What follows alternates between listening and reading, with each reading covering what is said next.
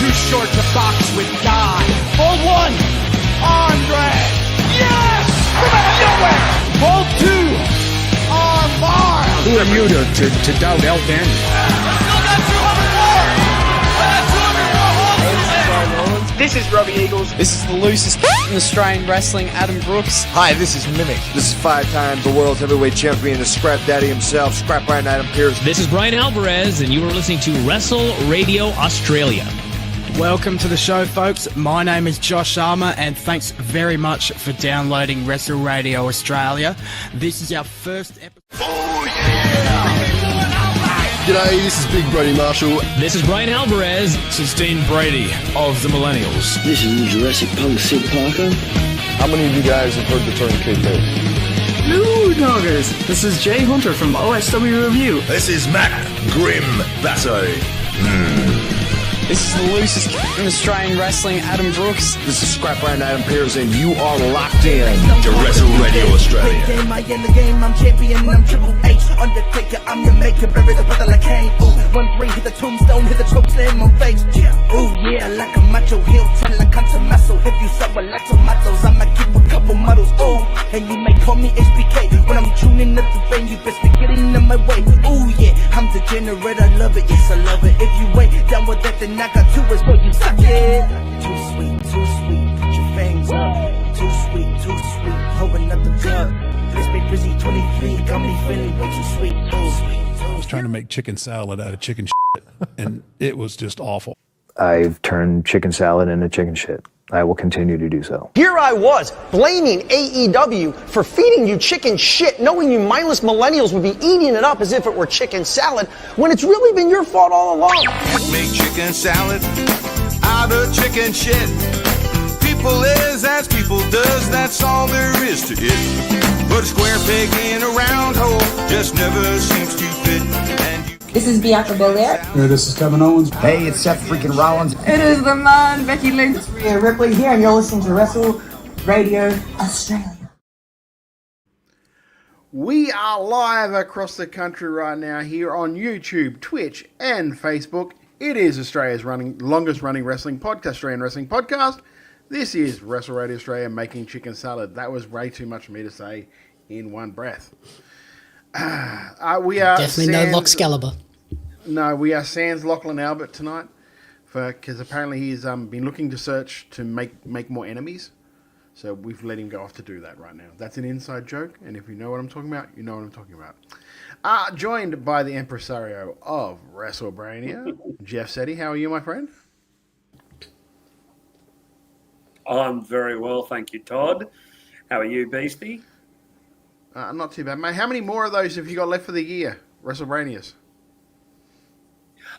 We've got one left on November 23, which I'll talk about later in the show. Alrighty then, you can do that. I'll let you do that. And the man... Does he need permission? Yes, because I've got. If I don't read it on the run sheet, he's not going to get asked. Fly straight up. And on, the master of the manicure. I better check. Yeah, it's on there. It's on there? Okay, cool. And the master of the manicured mustache. It is Jamie Apps. How are you, my friend? It's been a week. It has been a week. It has been a week? Oh, dear. Well, I had a nice weekend. Went down to Coffs for the weekend. So quite a fun time. Actually, got really, super kicked by the looks of things. Did you work heel again? Did you work heel again over the week? Yeah, we did for the night. It was fun. Nice. You must have loved that, just going back to old Todsworth. It was actually really funny because, they did a promo spot just to get Shaheen over as a heel. So Shaheen comes out and he puts over, Coffs Harbour and puts over Australia and blah, blah, blah. And, sticks it in with, it's a pity I got taken here to Coffs Harbour for all the booze and blah, blah, blah and all that stuff. And so he carried on for a little bit. Then we come into the ring and I'm just I will not hear that. This is the greatest country in Australia and the greatest country in the world. And the crowd, like that. And go, I'll tell you what, the one thing you can come into Australia, mate, I'm just to really apologise. I just need to apologise to everyone here that they brought you here. Boo. Double down. I was like, yeah, we got him twice. No. And it was the worst part is like because I've just gone, oh, we'll take you up to Queensland, we'll take you up the coast, we'll go down the valley, we'll maybe get you some dancers. We'll get you some dancers. He's like, how close were you to saying strippers? I went, oh, it's really close. At least you caught yourself. But no, yeah, I did. I caught myself. Everyone knew what you meant, though, Tony. Yeah. But no, it was a really good night. It was a packed, like it was a sold out house for the first time that we'd been there, which is awesome. And from what I've heard and what I saw, all the matches were really good as well. So that will be coming out on YouTube soon. So it'll be a fun little show for you guys to see. Shaheen is what a worker. Like that main event, I think you'll really, really like. He's good. What about you? What did you do on the past weekend, Jeff? I was in Bendigo. Ironically enough, staying with a lovely couple, and she went to school in Adelaide with Matt and Chris Basso. She knew the Basso boys. She says to me, I used to always do a workout after school just so I could perv on the Basso boys. So she said they've always been good looking and they've always been really, really nice guys. So that was lovely to hear. And that's not fair. You can't be good looking and nice. And be nice. Yeah, I know. It's Yeah. I'm cursed with both. And she said she was around. I'll just move on. She said she was around when Riot City actually began, like way back when they started things up. But just as supporting the boys as a mate. So yeah, of course. Yeah, that was quite amusing.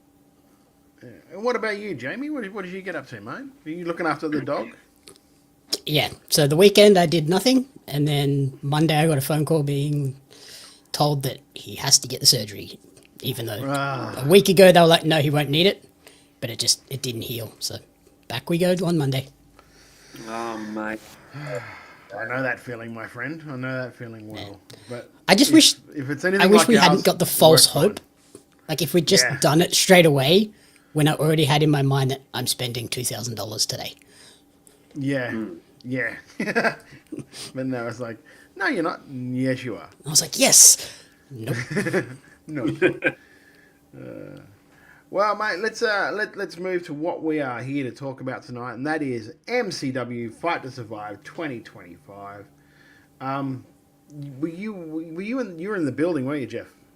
Yeah, I was perched upstairs with the rest of the stakeholders and media folk. I think I've crashed, but you might still be able to hear me. So yeah, being upstairs there was great. The crowd was certainly into almost everything, and there was one thing that I will talk about when the match comes up, but it's understandable why they were a little bit quieter for that person, and it was a really, really good show. Like it was just solid. You can tell, unfortunately, there's a little bit of scrambling in the absence of, because of what has happened to UGG, but we'll talk more about that a little bit later. Macho Man Eddie Savage says he was downstairs. Really Macho Man Eddie Savage says he was downstairs with all the plebs. Pleb on. That's all right. We need the plebs. It's a good show. If it wasn't for the plebs, we'd have no one there. First match up, we had Matt Hayter making his return to MCW, defeating Jahari, MJ Russo, Nate Hunter, Ryan Rapid, and Scott Green in 6 minutes 46 in a 6-man scramble. I didn't realize that this was like an elimination match until the first pinfall. I don't know about you guys, but I don't remember. And it was weird because I guess you would have seen it, Jeff. I'm not too sure. But in the YouTube version of it, there were no introductions for the guys. They were just in the ring. The match sort of started. Yeah, I watched the YouTube version. I watched the YouTube version last night to just kind of re-familiarize myself with it. And yeah, it was very much that match begins now, and I was like, what? Hang on, where were the intros? Because there was some nice. It was good to really. It was good to really like nice that show off quickly though. With when you got 6 guys flying into the ring, yeah, that could take forever for 6 dudes to have their entrance, hit their pose. Especially when one of those is a dropouts entrance that can be quite lengthy.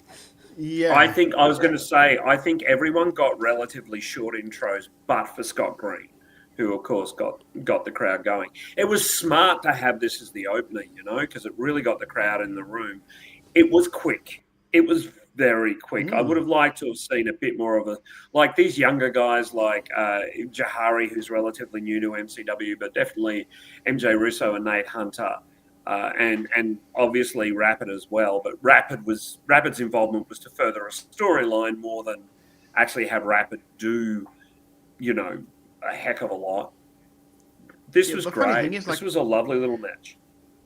The funny thing is, as I look over the actual, the times of the matches, the only match that went over 10 minutes was the actual main event. Everything else was under 10 minutes for the show, which is amazing when you think about the matches that were on there. It was a very short feeling show. Like, we were out by 9:30, which leads me to believe the Thornbury Theatre probably had something else on the next day for which they needed the entire place reset. So there was probably a hard out for the boys. I don't know for sure, but it was it wasn't to the show's detriment that the matches were quick. I would have liked a couple of them to go on a few minutes longer, particularly this one, because obviously MJ Russo is a terrific heel. Like, we haven't seen and who can go, and same with Nate Hunter. I think they moved this along because it was very heel heavy. So it made sense to keep things belong because the heels were so dominant in this. But great stuff. Yeah. What did you think, Jamie? What did you think, Jamie? I thought it was a solid, entertaining opener. But I think you've said, it just felt like everybody got in, they got to do their one or two things, and that was it. Yeah. There wasn't really... It didn't feel like it was a free-flowing match with 6 guys in it. It was like, MJ, here's your spot, do that, someone will come in, eliminate you, they'll do their spots, next person will come in, eliminate them, and we'll just keep going like that. It didn't feel like, that guy gets knocked out, rolls away, comes back. It was, you had your moment, and that was it. That was all you were getting, and on your way. Apart from, I think Hater was probably the only one that kind of had a little bit at the start, then went away, and then come back at the end. Yeah, you have to wonder if that maybe that had changed it to just a 6-man. I'll be honest with you, I didn't think 6-man scrambles were elimination. I just thought it was 6-man, just a 6-man in, and that was it.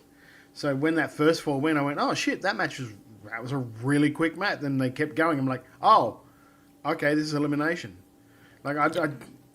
It felt weird to me when you're doing an elimination match at the end of the show to do one at the start of the show, too. Yeah, that's true. Yeah, but I think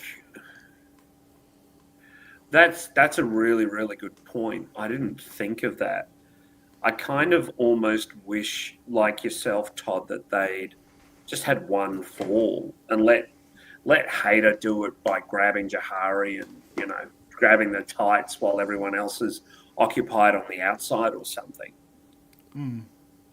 But other than that, it was a good way to start a show. Just a lot of bodies flying everywhere, getting their stuff in really quick, really sharp, really shiny.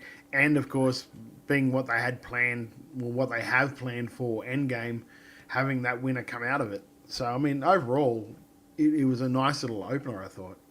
Yeah, I feel like Hater, Scott Green, and Ryan Rapid really got to shine in it.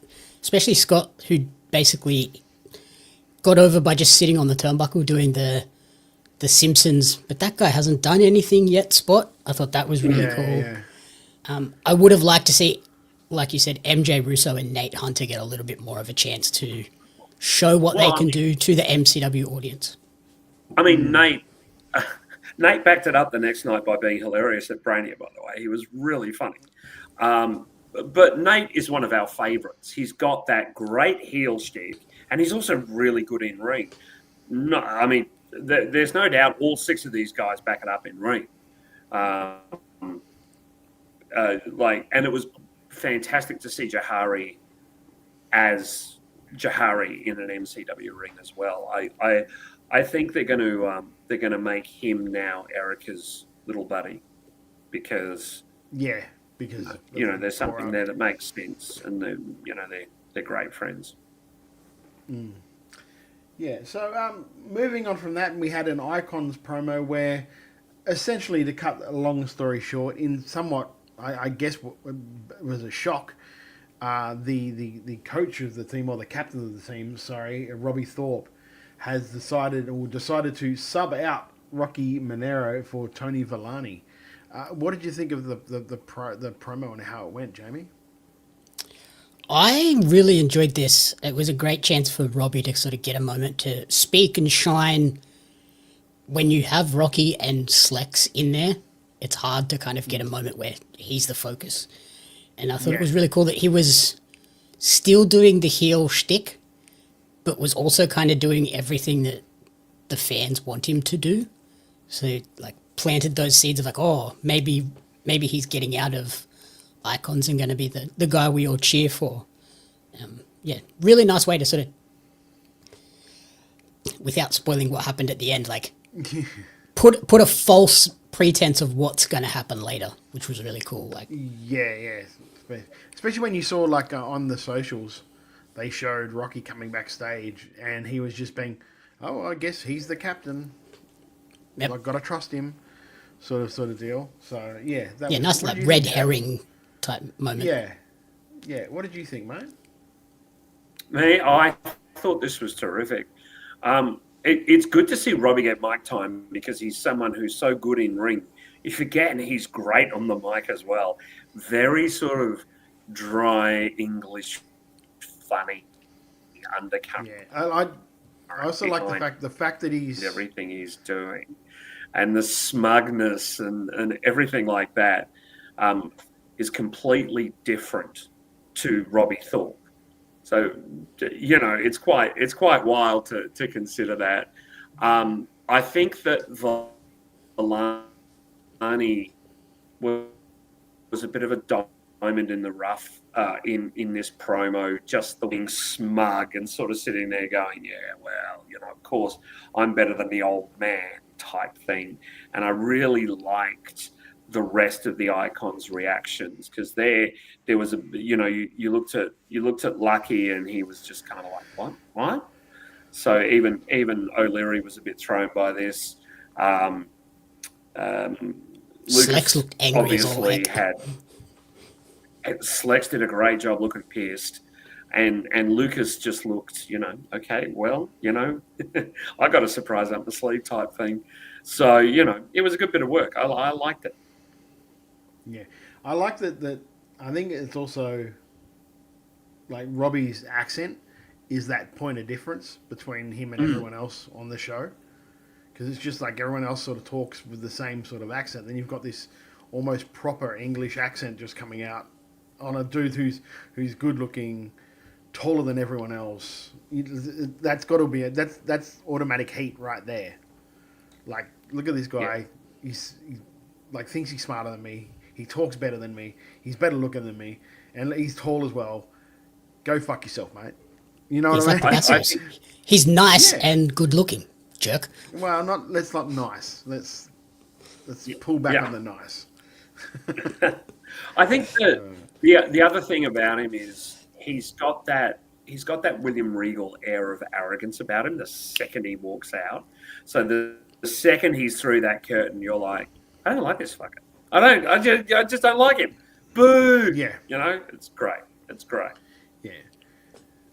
It's got to be hard when you're 6 foot something and like your nose is up in the air to see anything really below you.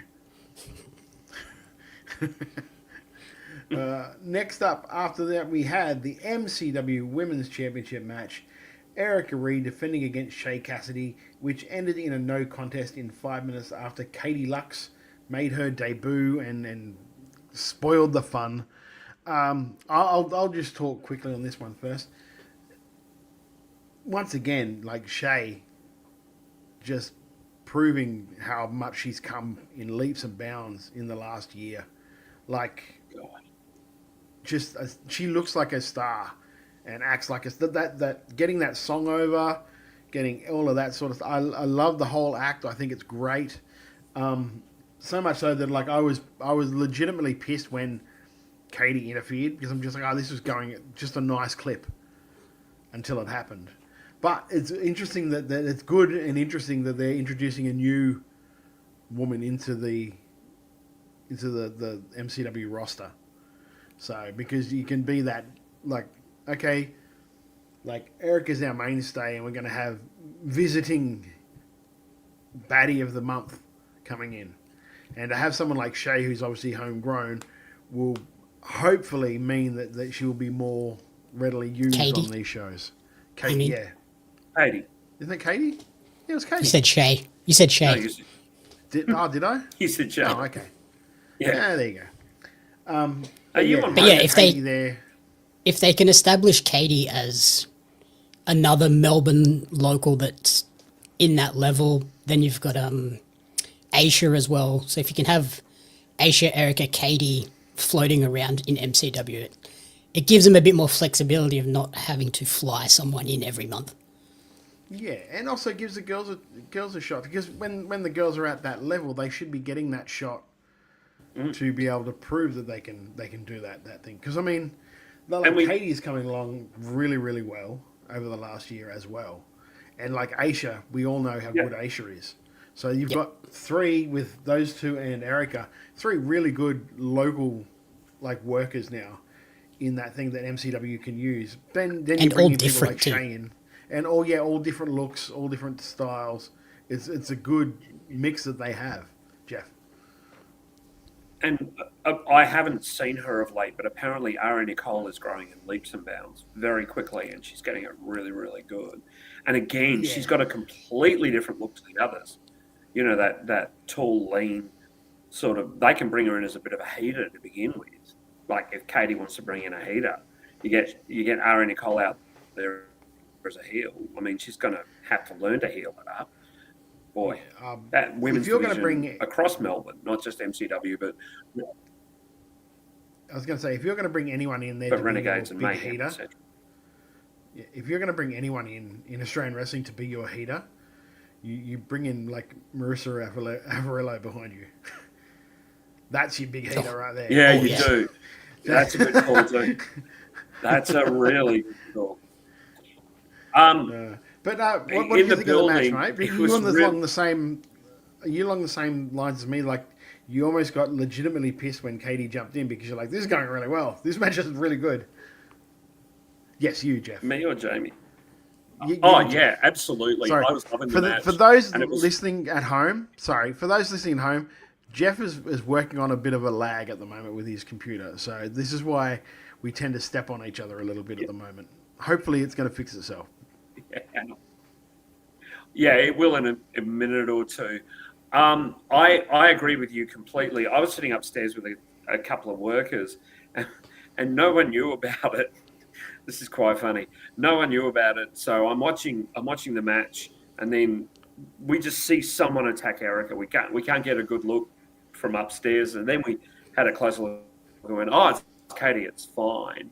And then I turn around, and her partner is standing right beside me. And he's like, yeah, it's fine. He just laughed about it. Look, this was, as you said, getting to be a really good match. Obviously, I like that Katie just put Barnaby down straight away. Like, that's the only thing that I feel. See, now you've done it too, Jeff. You just mixed up Shea and Katie. I said Shea. No, you said Katie. No, you said Katie. Oh, did I? Okay, it's your turn next, Jamie. But I thought this was really, really good and a great way to introduce Katie. Like a really, really good way, because yes, the match was shorter than I would have liked, and I think that they'll revisit this soon. But what a great way to introduce someone who makes an impact and who the crowd instantly have heat with because they're she's going straight after Erica. Which is great. And taking away a match that, like we said, was going along nicely. Like, she ruined something really fun and exciting on this show as well.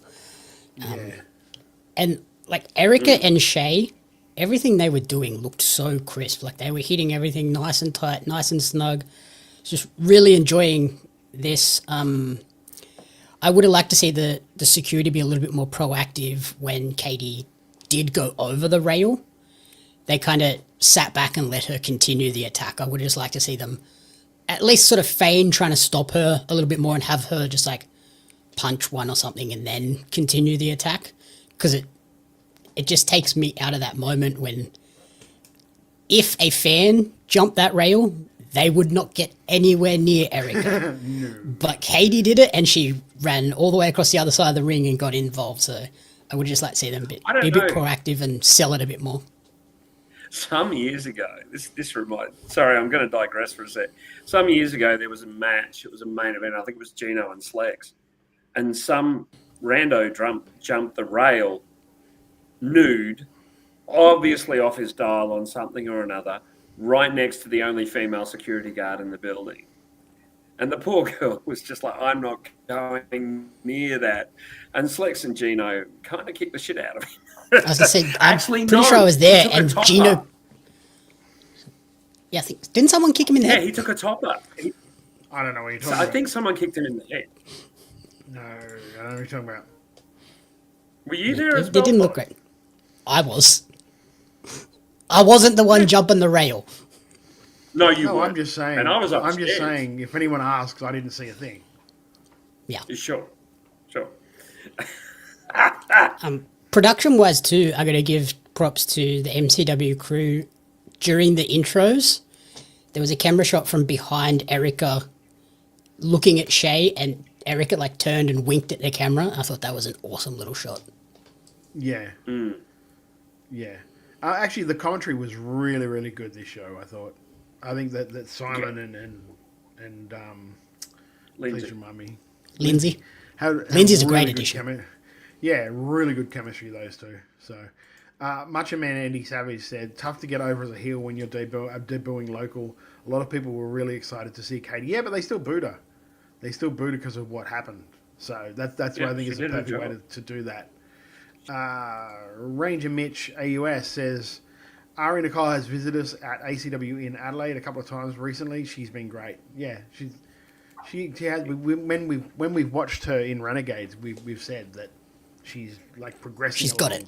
I still think she's got a little ways to go, but like with the people that she's getting to work with at Renegades, she'll get there. She'll get there pretty soon. So I really, really enjoyed that match. I realised why they've done it, why it was sort of cut short, but I want to see more of that because I thought those two were really, really good. It was miles better than the first time they worked a couple of months ago, I thought, too. Yep. And that was a good match, so... I think it was just exacerbated by their short time. So, they tried to get as much in as they could to kind of go, look, let's run this back again. Yeah. No, I think it's been great. Next up, we had Malay versus Malay. The Tuckman defeating the Clydesdale in 8 minutes 13. This was jam-packed full of character, this match. Yeah. What did you guys? What did you think, Jeff? Oh, look, there was no way this wasn't going to be exactly what it was, which is silly fun. You were almost 100% sure that the Tuckman would be getting the short end of the clippers at the end of the show or the end of this bit. I really, really like the old. I like the way everybody played along with being quiet. Like the commentators were quieter, and of course the commentators sit quite close to where the action was happening in this instance. But they even got the crowd to quieten down a little bit, and we were in on the joke, which probably was better as a live thing than online, than on YouTube. But just really, really nice work. Clydesdale's coming along. Like, you can see that guy's improving quite a bit. He's got the character stuff down pat. Like, he's got that silly comedy heel. He looks amazing.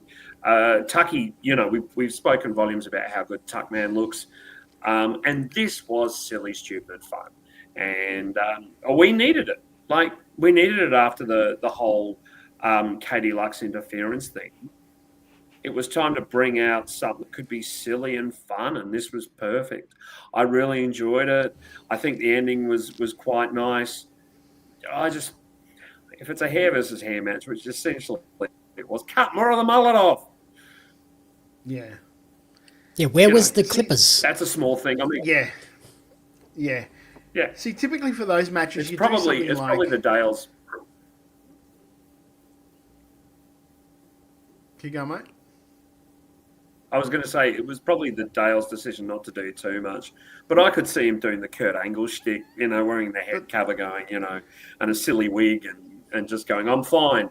And even with the Clydesdale, he'd come out with a blonde or grey wig or something stupid like that, because of course the character is a complete fuck up. So yeah, it would have been great. But it's just like just pulling back to your point, like maybe it was his idea not to go, but then don't do the match. Yeah, don't do a hair versus hair match. Yeah, if you don't want to lose the hair, don't do a hair versus hair match. Yeah. Like normally in one of those matches, you would do something like, say, part way through the match or near the end of the match, Clydesdale rips off a turnbuckle and goes hit Tucky with it. Then you go away from it, then you come back for it, and then Tucky Clydesdale slams his head into it, essentially getting knocked out for the pin. Then you can drag the guy up knocked out while he's doing it. The problem I had with the way they did it, and yeah, it was a nice bit of fun with the whole shh. People are conditioned now to watch a wrestling match. When you put a sleeper hold on, that guy doesn't go out in 5 seconds. He just never does. He doesn't go out asleep. It just doesn't happen. Yeah. So that to me, and the other thing is something, and it was a problem they had a little while ago, and I thought they'd fixed it, but when Tucky won, if you watch the YouTube version of it, you heard about 6 times Lindsay, and the winner, and the winner, and the winner, and the winner. I think he had, and to the point where I'm just like, is he on a loop, or what the fuck's going on here? It was clearly that it wasn't going through to the main PA system, so he was like pulling up every time. But it's one of those things where, and I know they released it, they said they were going to release the show on a Friday. They released it on the Tuesday or the Wednesday early. Wednesday night, the Wednesday night, yeah. Maybe they could have taken those 2 extra days and taken that little bit out. Like, just polished up those little bits is all I'm saying for it. And it's been like, there's another thing, in Lindsay's I was going to say, in Lindsay's defense, he probably thought his mic wasn't on. And because he hasn't done commentary for a while at MCW, he could have slipped his mind for a second that he was actually still commentating. No, I'm not blaming Lindsay at all for this, because that's something that you can fix in post, is what I'm saying. Yeah, if that happens on a live show, you're like, it happened on a live stream. But when it's a pre-recorded, pre-edited, polished up show, a couple of minutes to just edit that section would have made all the difference for people like myself and Toto, who aren't there live in the moment, have the opportunity to go to this show.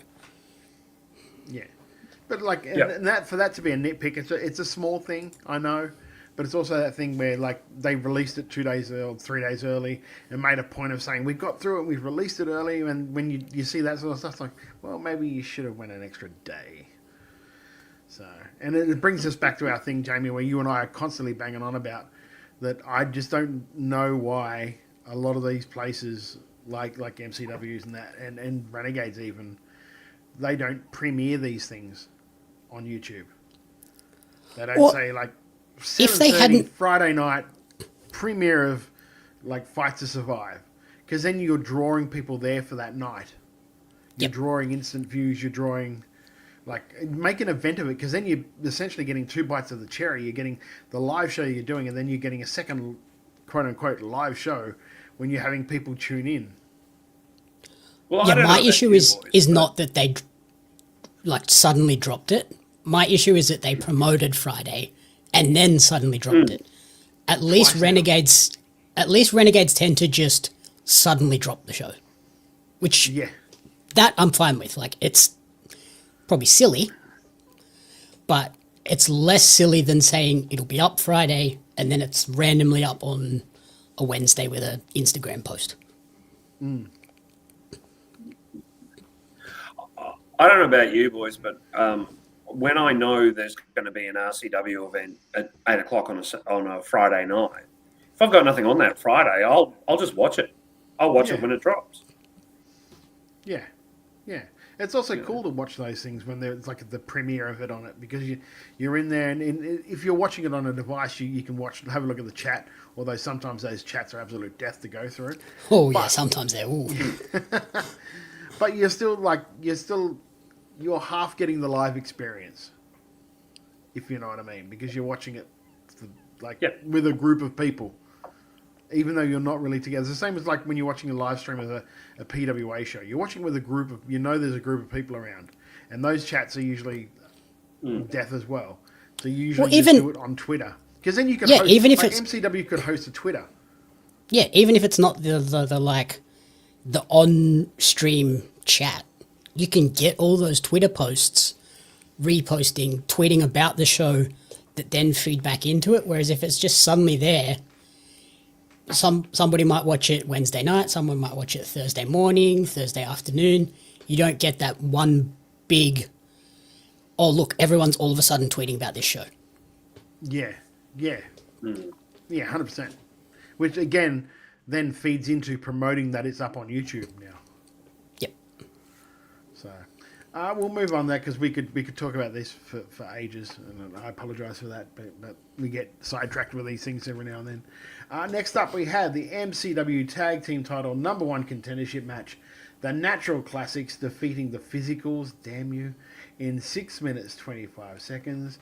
Man, if you want to try and get some guys over as heels, put them in there with the Physicals and let them just get beaten up, because that is natural heel tonic right there.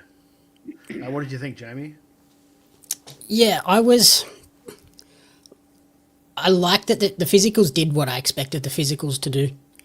I was a little bit disappointed in how heavily one-sided and dominant this was. I feel like the Physicals kind of were just there to flip-flop and bounce around, and they didn't really get to show what they can do with a bit of fire and energy. They had like one little spot, and it was then cut off at the knees really quickly.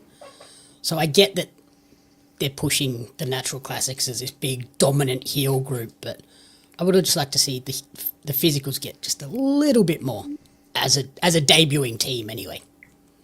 Yeah. What do you think, Jeff? Firstly, I think this is the Physicals' best match. Despite those criticisms, I think they wrestled really, really well. The Philippe's made them look good. Like, they come out better for it. And you're 100% correct. If you want any tag team to be a baby face, shit, you could put Russo and Hunter together as a tag team going against the Philippes, and they'd still get cheers. That's how good the Philippes are in ring at being heels right now. I really, I'm with you, Todd. I really like the Physicals, not only because they're good throwback 80s shtick wrestling, they're also really likable. Like, you look at them and you go, oh shit, they're nice guys. They're good guys. They're always at the merch desk. They're always talking to people. They've got really good attitudes. They're always learning and improving. And I think this absolutely was their best match. And God, the Philippes look like such assholes right now. They're doing great work as heels. Yeah, I kind of feel like the Physicals are like the MCW Tag Team Division's Mikey Whipwrecks. Yeah. They'll just keep losing until they get a big win, and then that'll sort of catapult them well. By geez, when they get that, when that place is going to come unfucking glued, that is going to be such a pop. Yeah, Macho Man Eddie Savage said, hadn't felt like the classics were over since their attempted singles runs, but man, they had heat for days in this match. Yeah, and that's like as good as those two are. That is a lot credit to just the likability of the physicals. I also think the thing with the Philippes, and they're really nice guys. Like Stevie and Tom are really, really nice guys. But as a team and as kind of elder statesman tag team of the MCW division, they work better as heels. They work better as smarmy, good wrestlers, but complete dicks about it. They work so much better in that format. I'm really enjoying this run. Yeah. Did I already go to you, Jamie? Yep. Okay. Yeah. So I've been hitting the head a lot in my career. Yeah, so that really set them forward to being the number, really set them forward to being like the number one contenders for the next show, even though that sort of gets just thrown into a thing at the end. There's a promo we'll play during the intermission that will explain that sort of thing too, which I thought was a little weird.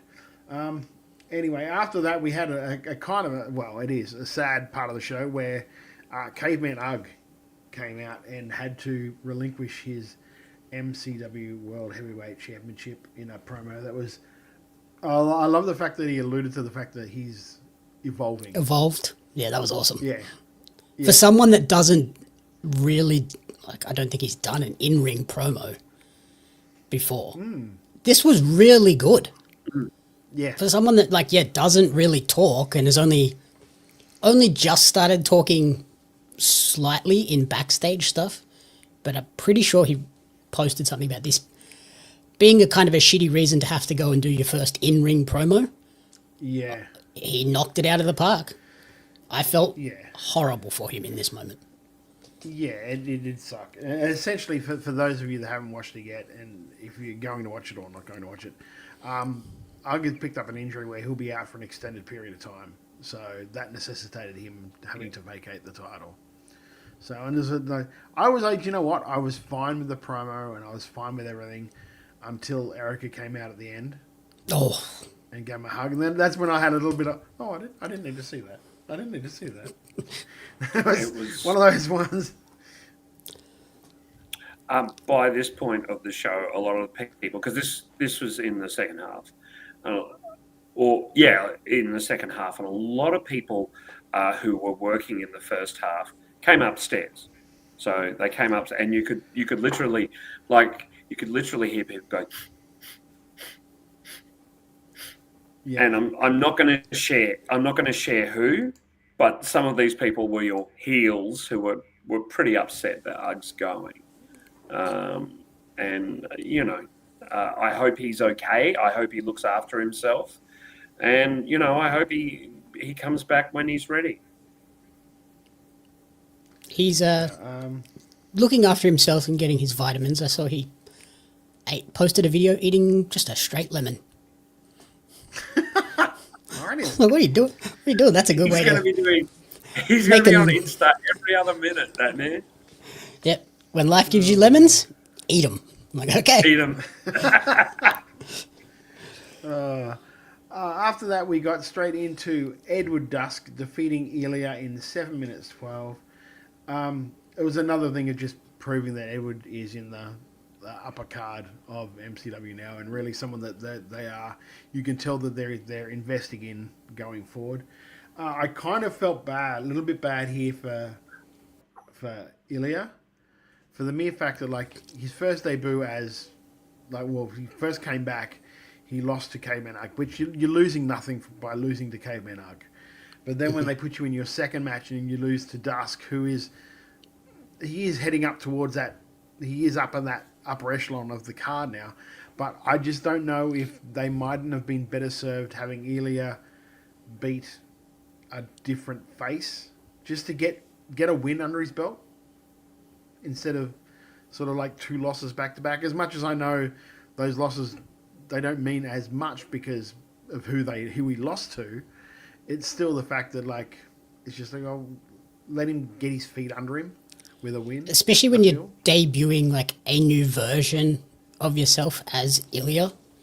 And he's like this smarmy prophet type character. It feels like he needs a win to back that up. To like back up the I'm the greatest gift to Earth type thing. And the match itself, like the match itself is good. Like Ilya, sorry, is he's a great worker. He's a great worker, and he's still getting his feet under him as a singles competitor, which will take a little bit of time because, like, when you've primarily done tags for the last, now on 10 years, it's going to take a little bit of time to adjust to pacing yourself in a singles match.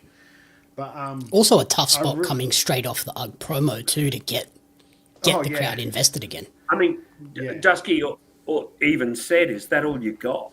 Because they were so muted when he walked out. I just felt awful for him because, like I said, he was standing in the corner going, "Is that all you got?" Like, you should be cheering me more. I felt really bad for him. I just think that Dusk is really, really, really good. They need to get him away from Rocky for a bit. And Rocky's amazing and a great worker, but they need to put a bow on that. I kind of think they have now because he's sort of moving to Thorpe at the end of the show. But I think they might have been better served if they'd have just swapped the Dusk match with the tag team title, the tag team contendership match. Yeah. Because then you would have got the physicals out there point. with their bright and fucking jumping around and blah, blah, blah. It's just that little bit upbringing rather than like Edward coming out, I am death reincarnated. Yeah, he's still kind of a brooding character. Yeah, that's a fair point. And then Ilya, who comes out just like 100% aura, but my aura is don't fucking touch me. It's sort of like there was a hard spot for him. I enjoyed the match. Great match, and it was a match that like Dusky, of course, was always going to win this match because of where they have him going on the card. I'm torn. I'm torn because it was a really good match, but yet I wanted to see Ilya get a win, and I knew that was never going to happen with Edward, and you couldn't have Edward lose because of where he is on the card. Yeah, if he's going to the title picture. Yeah. But I was a little bit shocked that he got the win. The finish came kind of suddenly for me, where Ilya was on top for quite a bit of this match, and then Dusk kind of avoided a move and then hit his finish, and that was it. I was kind of shocked into, we're finishing here. I kind of expected that Ilya to kick out and we go a little bit longer, and then Edward get the win. But by the end of this match, they only had 7 minutes. By the end of the match, the crowd was really on fire behind Dusk when he got the win. It's just it took a little bit of heating up to get him to that point. Yeah, exactly. And I think maybe that's why this was on afterwards, because you had faith that two pros who have storied careers and great careers would be able to get through this, But you're right. It's an unfortunate position for anyone to be in. Maybe put the break on after the UGG promo as well. Maybe just but you don't want to send people going to the bar for drinks for a different reason. Broken hearted. You want them to send the bar happy. True. Which led us to the main event, the Fight to Survive 5-on-4 handicap. Team Icons Lucky O'Leary, Robbie Thorpe, Slex, and Tony Villani defeating the greatest team: Adam Brooks, Anth Cava, Jarvis, Lucas Fantasia, and Tommy Knight in 20 minutes and 33 seconds. The spot they did at the start when they had because of course Lucas came out with Team Icons, lined himself up, all that sort of jazz, and then all the lights, they brought out Team Great, what are they called? Team the Greatest, or the Greatest Team, sorry. And then all the lights went out. All the lights went out. Then when the lights came back on, Lucas is in the Greatest Team's corner twerking towards, which Which at that point you think as heels you would just go, "Hey, Rocky, come out." Yeah. Especially because Rocky was still there post match. It's not like he went, "Well, screw yous, I'm going home," and wasn't there. He was still there. Well, wouldn't you come out and be like, "Okay, I'll just fill in then"? Yeah, and also You kicked me off the team, but now I'm back. Yeah. Also, cool swerve and all, but then you're essentially having the heels like just go through the baby faces 4-on-5 anyway. Like they were in the handicap, and they still got up and won the thing. It's like doing the War Games or the Blood and Guts, where the face team has the man advantage. Yeah, exactly right. But you had a lot of stuff. You had a lot of stuff spinning off this. You've got, like, of course, I think Tommy Knight and Jarvis will be going off together for a little bit. I would say you got there's a lot of other things. We've got now Slex basically doing a face turn at the end of it, with maybe he going after Robbie Thorpe if Robbie Thorpe ends up winning the title. There are a lot of things that they wove into this thing to have it come out, and like all up, I thought it was good. A little confused and I get why they've done it, because they wanted to do the whole thing, but just Robbie just needing to be the guy that has to be the guy that wins the thing. That's why he kicked Slex, because Slex wasn't listening to him. Yep. I just that stuff was good. Yeah, a lot of good things in this match. What did you think, Jeff? I like this a lot. I like the tension that built through the match between Slex and Robbie. Yeah, I thought it was really, really nicely done. As a point of interest, I was speaking to Kava afterwards, and I said, "Congratulations! You deserve the spot you're in, mate. You've worked hard for it." He said, "Believe it or not, Villani and I started 7 years ago training at MCW Academy, almost to the day, and they're both headlining it together, and they're both thrilled." Like, you could see how happy they both were afterwards, because I bumped into Villani on the street and said g'day. Just a really, really nice match. It told a good story. I think they want to keep Slex and Tommy Knight as opposites for the time being, because Tommy is an unstoppable heel monster. For me, personally, quoting Locke, for me, Tommy is a lot more appealing as an unstoppable heel monster. I really, really like that they turned, but not on each other, and they didn't have too much in-ring action against each other either. So they're clearly keeping in the back of your mind, maybe they're gonna feud, because if you look at it that way, Slex's champ getting, or even Slex prevented from being champ because Tommy came out. Wow. That's just great storytelling. A lot of stories coming off of this. I mean, I doubt the issue between O'Leary and Lucas is finishing there. I think that's a story that's just like the start of it. I think they've already announced the next show is Lucas for Freedom against Lucky, and if he loses, he's personal body man forever. So. That's going to go to that one for the next show. It's going to be great. It's going to be great. Yeah. And there's other bits and pieces that happened during this match that were really, really good. Firstly, Slex looks like $1 billion. He stopped looking like $1 million about 10 years ago. The guy looks incredible. I think he might be on the body biz himself. You reckon? It's maybe he's got the same trainer as Brooksy. Yeah, maybe. Brooksy. But yeah, he looks fantastic.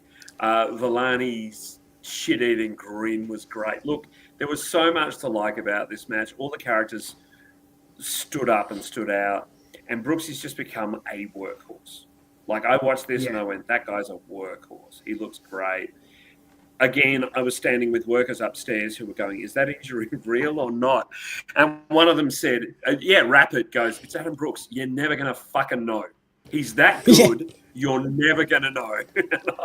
Believe me, I got the messages from the owner of Wide Bay, because we have him booked for November, just going, is that real? I need to know that's real now. Can you tell me? Can you find out? I'm like, oh, Jesus, calm down, mate. It's Brooksy. That's not real. He sold it I was like almost going to message you. I was almost going to message you during the show, going, "Shit, is he all right? Can you find out?" But yeah, as soon as they kept the light up, I went, "No, because if he was genuinely injured, he'd be in darkness." Yeah. Yeah, the fact that they kept showing him on the cameras, I was like, it's a work. But initially, because it wasn't, the way they did that angle was so well done. It wasn't on like a big move or somebody hitting him with something and then selling the shoulder. Because when it happened, I went, wait, when did Brooksy get hurt? And I went back a few times and watched it. And it was off this most like innocuous sliding punch. And he just landed a bit awkwardly. And then he sold it. And I was like, oh crap, maybe he actually is hurt because it was off something where you go, well, that's nothing. Why would you get hurt on that? Why would you sell that? Yeah. And he sold the hell out of it. I thought he wasn't, and to be honest, some parts of the crowd were giving him that polite applause as he stood up again. It was really, really good. It was a great match, really, and in the building, it was fantastic. And then, like in some of the other storylines, like we said, there were so many storylines flowed into this, but also the callbacks and the references to these long rivalries and long-standing histories. Like, it was the same final three in this as the Ballroom Brawl, and which was Robbie well pointed out by commentary.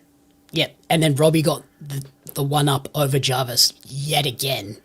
I was like, they are investing everything into Robbie, and it sets up so many intriguing stories moving forward for everyone in this, which you going into it, you're like, oh, well, it's going to be like these two guys are going to be the main focus of this, but everybody got something out of it. And then when you see what the match is for the vacant title, you look at that lineup and go, anyone could win that, and I wouldn't think it was out of place. Yeah, which is great. Yeah. Macho Man Andy Savage said this match felt like a changing of the guard with Jarvis and Thorpe again going over the traditional big dogs of MCW and looking strong. Yeah, 100%. And that's what they need. Like as a company, that's what you need to do is constantly be bringing the next generation up through, because you get that point there where you get the like 4 or 5 guys that are constantly there and constantly on the head of the thing, and that those combinations get old after a while. So you need to have new people cycling through, because someone's going to get signed, someone's just going to retire, there's always stuff happening, so you need to have those next people ready all the time. Yeah, someone like Ugg suddenly gets hurt. Like, yeah, if this had come down to Slexy and Brooks, you'd have been like, well, of course it did. Yeah. I've seen this 1,000 times. You know what I mean? I think, look, I think that the future for MCW, just looks so bright. They're smart in who they're bringing in as well. Because, like, I think Lucas Fantasia is fantastic, but he's not the person you'd think they'd bring in. But yet he's working so well, and he's killing it. He's absolutely knocking it out of the park. And the thing about him is he's still very young. Lucas is still very new in his career. And he's clearly listening to the people around him. So he clearly listened to Dave Storm. He's clearly listened to Mikey Broderick. He's got that thing where he's soaking everything in, and a fantastic worker. Big fan of Lucas. But again, that's like variety. You've got to have. Yeah, he's so unique. Yeah, you've got to have different looking people on your card. Otherwise, everyone looks like a creator wrestler character. Yeah. You need that just for like aesthetics, like so it looks like people look different. Everyone's looking like Villani looks 100% different than what that Anth Cover looks like, and Brooksy different to Tommy Knight, and you know what I mean. There's just a mishmash of people, but they all look like athletes. They all worked really well, and that's what you need for a good promotion. Is that so?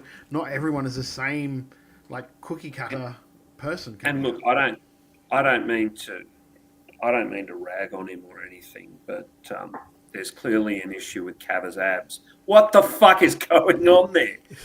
Boy, he looks great. He's never not looked great. Man's never eaten a hamburger, but he's never not looked great.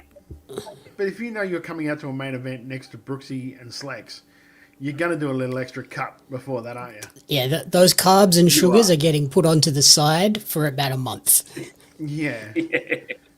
So, Macho Man Eddie Savage says, I don't know that Robbie is long for MCW. He's so good. He looks so incredible. He's the same sure bet that Zarya and Rhea were. That's very true. But also, you've got to think, visas take time. Also, So finally, if he is, really, then it's still going to take 6 months before they can do anything. Calm down.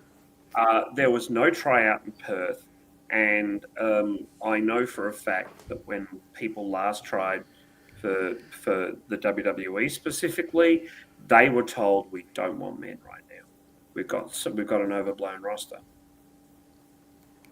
I mean, that's just generally wrestling in America at the moment. Like the two biggest promotions are just chockers full of people. Yeah, flooded with dudes. Yeah. But yeah, like Robbie is someone you could easily build MCW around for 3, 4, 5 years if he doesn't get signed. Yeah. Yep, 100%. And you can always have him, and then you've got someone like Jarvis, who is like the antithesis of him, like that underdog fighting up to come through all the time. So that's really good. It bodes so well for the future of MCW. If you are listening to this on the podcast, the link to the show will be in the description of this. Again, to quote our friend who is not here tonight, it is free on YouTube, so you can go and check that out. It's a 2-hour show.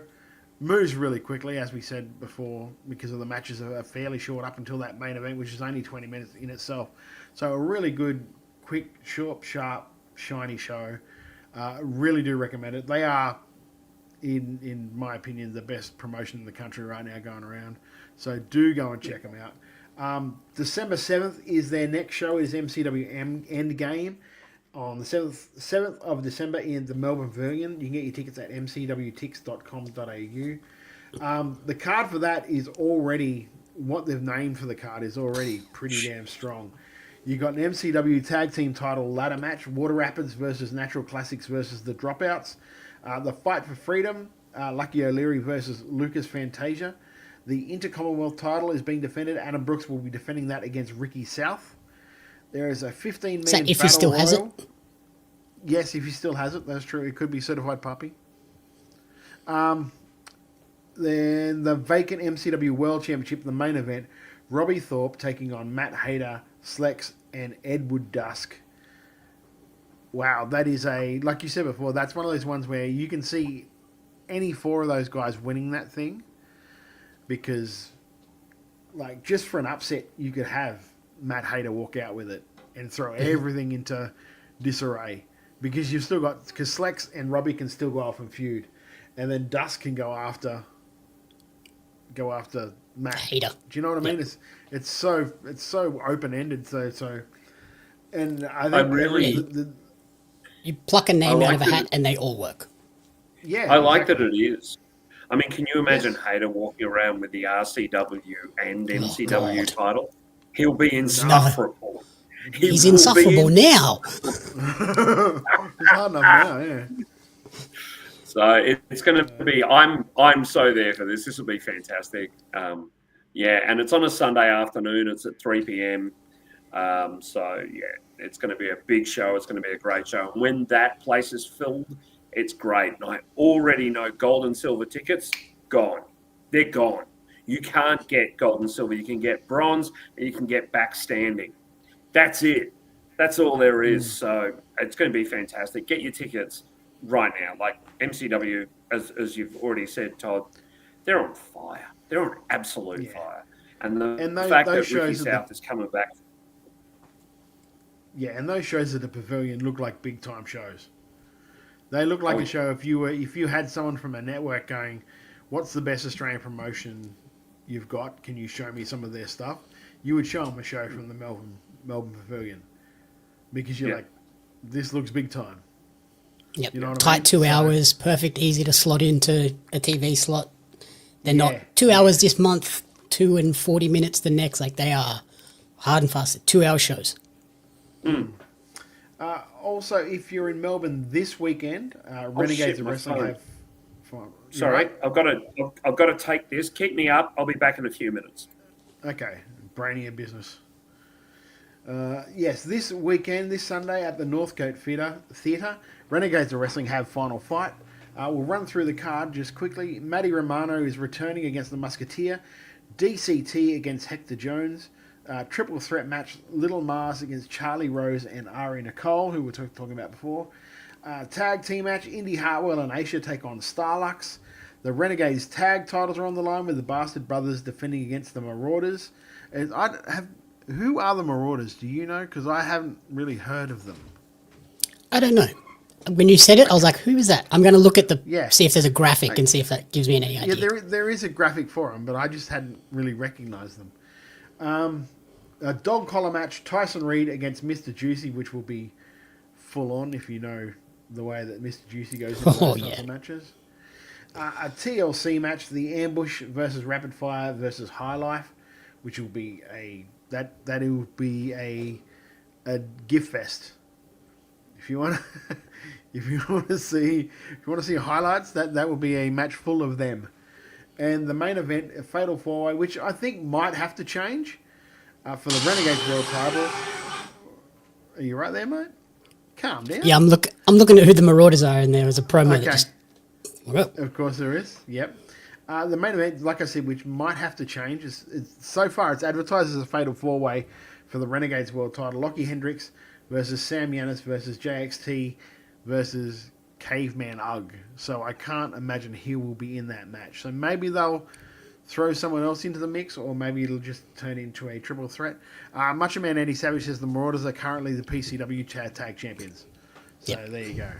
So yeah, they look like I'm sure they'll solid be pretty lads good in the photo. Yeah, they look like solid lads in the photo that was posted of them. That will be straight up meat match, that one. Yes, yeah. So yeah, this Sunday at the Northcote Theatre, get your tickets. Just hit up Renegades of Wrestling on any of their socials, and they'll lead you straight to where you can get tickets for that show. But it looks like a fully stacked show, especially coming off the last one that we reviewed. So there are a lot of stuff that is following up after that. Also, they announced Rise of Renegades January 23rd and 24th, a 2-day event with more details to come. So maybe that will be a standing room only for that, Andy Savage says. So there you go. There are no seats left in the Northcote. Well done, boys and girls. Rise of Renegades, 23rd and 24th of January. I hear that might be something tournamenty. Who knows? We'll that's very cool. I like that idea. Yes. Yeah, we'll get. Didn't get any tournaments this year, or no, we did not. The big tournament didn't occur. No, we did not. We did not get the. You'd like the idea of tournaments being an AEW fan. I love a tournament. I love a tournament. He thrusts a tournament, that boy. Also, this weekend in Oz Wrestling, special thanks to our mate Michael Lee at Australian Wrestling Community Facebook page. If you're not a member of it, join it, because he gives you all the lowdown on everything that's happening as it's happening around the country. He does great work. There's something like 6,000 members in that group at the moment, which is wild. Yeah. Considering what it started, it's really, really grown massively. So well done to them and him. In New South Wales, IWA have Fighting Spirit 5 on Friday, November the 7th. PWA have Let Them Fight 5 and Viral Food Fest on Friday, November 7th for Viral and Fight. Saturday the 8th and Sunday the 9th for the Viral Food Fest. Get around them there, because great stuff that they do for those things. Let Them Fight 5's got some cool matches lined up too. I can't remember off the top of my head, but there was some good stuff going on there. I know that I've seen the promos going around of Fudge getting a team together against the North Shore Wrestling. Yep, and Robbie will be on that. Robbie Eagles will be on that show, which looks fun. With the busted head and all. Yeah, ouch. Ricky South is back for that show. Yeah, Robbie Eagles versus Kai Drake. Oh, oof. That's a banger. Get around that. Yes, get around that for sure. That's all you need for that show. That's going to be incredible. Robbie, if you're still in the chat, because I noticed you were having a gander on YouTube, mate, could you let us know, are they recording that one? Are they releasing it? Because I'd love to see that match. They'll record it. They always record them. But they just don't get released quickly. They don't get live. Well, I don't know if that's been live streamed, but the generally those ones get released in a week or two, or single matches get released off it, or stuff like that. But yeah, he took a big knock I think it's in the final of the Super Junior. The last match of the Super Junior Tag League. Yeah. Went for a moonsault off the apron and just caught the edge. Yeah, caught a couple of staples or 5 stitches. 5 stitches. Yeah, it didn't look good. It didn't look good in the photos I saw. In Queensland this week, and Atomic Pro up at Toowoomba have November Rain on Saturday November the 8th. That's where our good mate Lachlan will be this weekend. And QWA have Legacy up in Townsville on Saturday November the 8th. That one for the QWA Legacy show is proceeds from that are also going to help veterans. So get around if you're in that area and help support a good cause and see some great wrestling. I know that Sam Cannon and Seth Tyler's is one of the matches on that. So that is one not to miss as well. There's some incredible matches this weekend. Yeah. In Victoria, aside from Renegades, we also have Adrenaline Pro, which is on Friday, November the 7th. In WA, we have Southern Territory Wrestling Super Clash, Northam, at Saturday, November the 8th. And Lucha Fantastica Day of the Dead Fiesta in Perth on Saturday, why do I keep saying September? On Saturday, November the 8th. Live at the venue Future only. Shock. There we go, for Future Sock. Only, that's a shame, mate. That's Record a shame, that Robbie mate. match. So. Can Somebody you call at me least and- record that on your phone. Send it to me. I was going to say, Future Shock, I know you're not busy at those shows. Can you call me, mate, and just hold your phone up so I can watch it live, brother? Just prop it up on the stage for me and we'll be all good. Oh, God. Also, tickets are on sale for World Series Wrestling Rise Against Tour on Friday, 15th of May in Adelaide, Saturday, 16th and 17th of May at the Melbourne Pavilion, and Monday, the 18th of May at Panthers Penrith. Tickets are on sale at worldserieswrestling.com.au. You've got Bishop Dyer, who is the old Baron Corbin, the Good Brothers, Nick Nemeth, Shotzi, Matt Cardona, and this week, Killer Cross and Scarlett Bordeaux have been added to that roster. So that is a very chockers roster that is filling out for those shows, as they always do. Make sure you follow us on all your socials on @WrestleRadioAU. And I think that'll do us going into the break. So is there anything you want to add for Australian wrestling before we hit the break, my friends? Just before we do, again, a great MCW show. Make sure you check it out. It is complimentary on the Tube of You, to avoid upsetting Todd. It's free on YouTube. Go check it out. It's a really nice show. And considering the pickle that MCW have found themselves in due to injury, they're doing good work to tweak things. Yeah, with the they threw that pickle at match for the their next show. McDonald's window and it stuck. So yeah, exactly. It just shows what a good job they've done of building everybody up. It's not just two guys, so that when something does happen, you have options. It's not just, well, go back to Slicks. And you're beginning which to is the old go-to. Yeah. And you're beginning to see that with the women's division as well. Like the women's division is also starting to, as we said earlier, starting to really develop a good scene. Yeah, but that is like 100%, I believe, because they've said, look, we're not just going to throw any girl on there. You've got to be of a standard before we put you on the shows, or we just won't have a women's match on the show, which just drove the women's industry to just get stronger, which is great. Yeah. I love that because there's some really good workers. Like, you know how last week we were talking about Christina Cade, how much she's improved and stuff like the match that she has up at Coffs Harbour. When you see that, you'd be like, she's taken another step. Holy shit! Yeah. So just like all around the country, that industry or that part of the industry is getting so very strong. It's really, really good to see, and we will see what is happening around the world right after this. Attention, trading card collectors! Are you ready to take your collection to the next level? Dive into the action with the limited edition Australian Wrestling Card, showcasing the most electrifying talents Australia has to offer. Imagine owning cards featuring legends such as Robbie Eagles, Shazza McKenzie, Shane Hayes, Madison Eagles, and many, many more. But that's not all. You'll also snag cards of the iconic referees, commentators, and announcers, just like me, Lord Andy Coyne, to truly capture the spirit of Australian independent wrestling.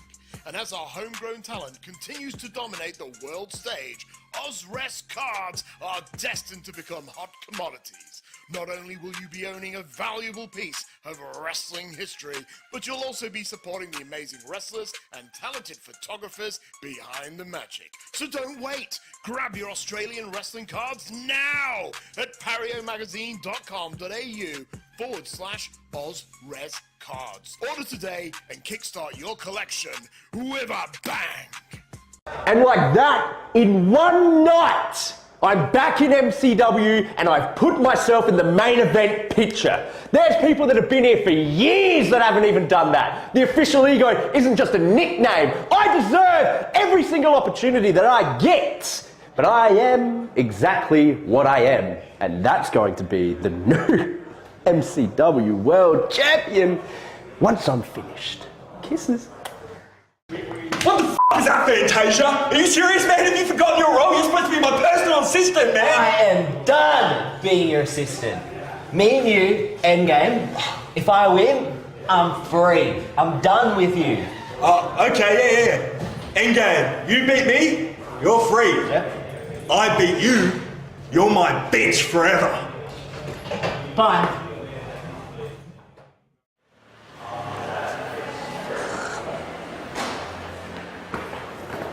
Hang on, Dick. You got a problem, mate? Not a problem, more of a question. Far away, champion. You gonna keep throwing these young flogs at me or what? I'm gonna do whatever I have to do to get that back, okay? I don't owe you anything. You left me. Give me a challenge. Throw a real bloke at me next. Maybe I will. Yeah, I'm back. Boys, you killed it tonight. Yeah, looking good, dude. Mullet's looking good. Honestly, I think you guys deserve a shot at the titles. Honestly. Absolute workhorse. What? Deserve what? A title shot? We're the number one contenders. That's exactly right. You boys don't deserve it, but we're feeling a little generous. At Endgame, us versus you versus you. Oh, you're a matchmaker now. Ladder match. Oh, Yeah. Walk away! Walk away! All right. Ugly dog! Yeah! Yeah, go to chicken and rice bar. When I came into this company, I had one goal. And that goal was to win the Renegades of Wrestling World Championship. Mitch has done it! Mitch Waterman is now on top of Renegades. I thought maybe I could come in and I could be a spark that lit a flame that set this company on fire. And now that we have the momentum, I don't want to be the guy that stops it. You guys deserve a champion who can defend this title, show in and show out. And right now, I can't be that guy. So I will be vacating the Renegades of Wrestling World Championship. There are so many hard-working, talented wrestlers back there who are just waiting for a chance to showcase their talent.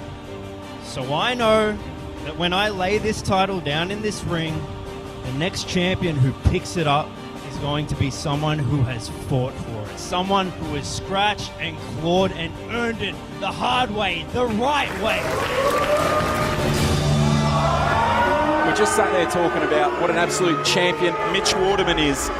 And then we have the aspirationalist, Lockie Hendricks.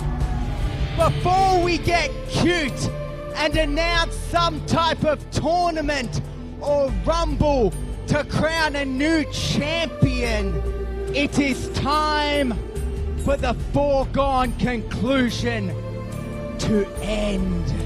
And I am cashing in my championship opportunity to crown the aspirationalist, the Renegades World Champion. Sam Giannis, who's got a lot of history with Lockie Hendricks, and he's going to be meeting him November 9th at Final Fight. JXT with the Musketeer. Oh boy. It's breaking down here. Hendricks has been able to get away. Look at the fear on the face of Hendricks. It is Sam Giannis and JXT. He's seen his fate on November 9th.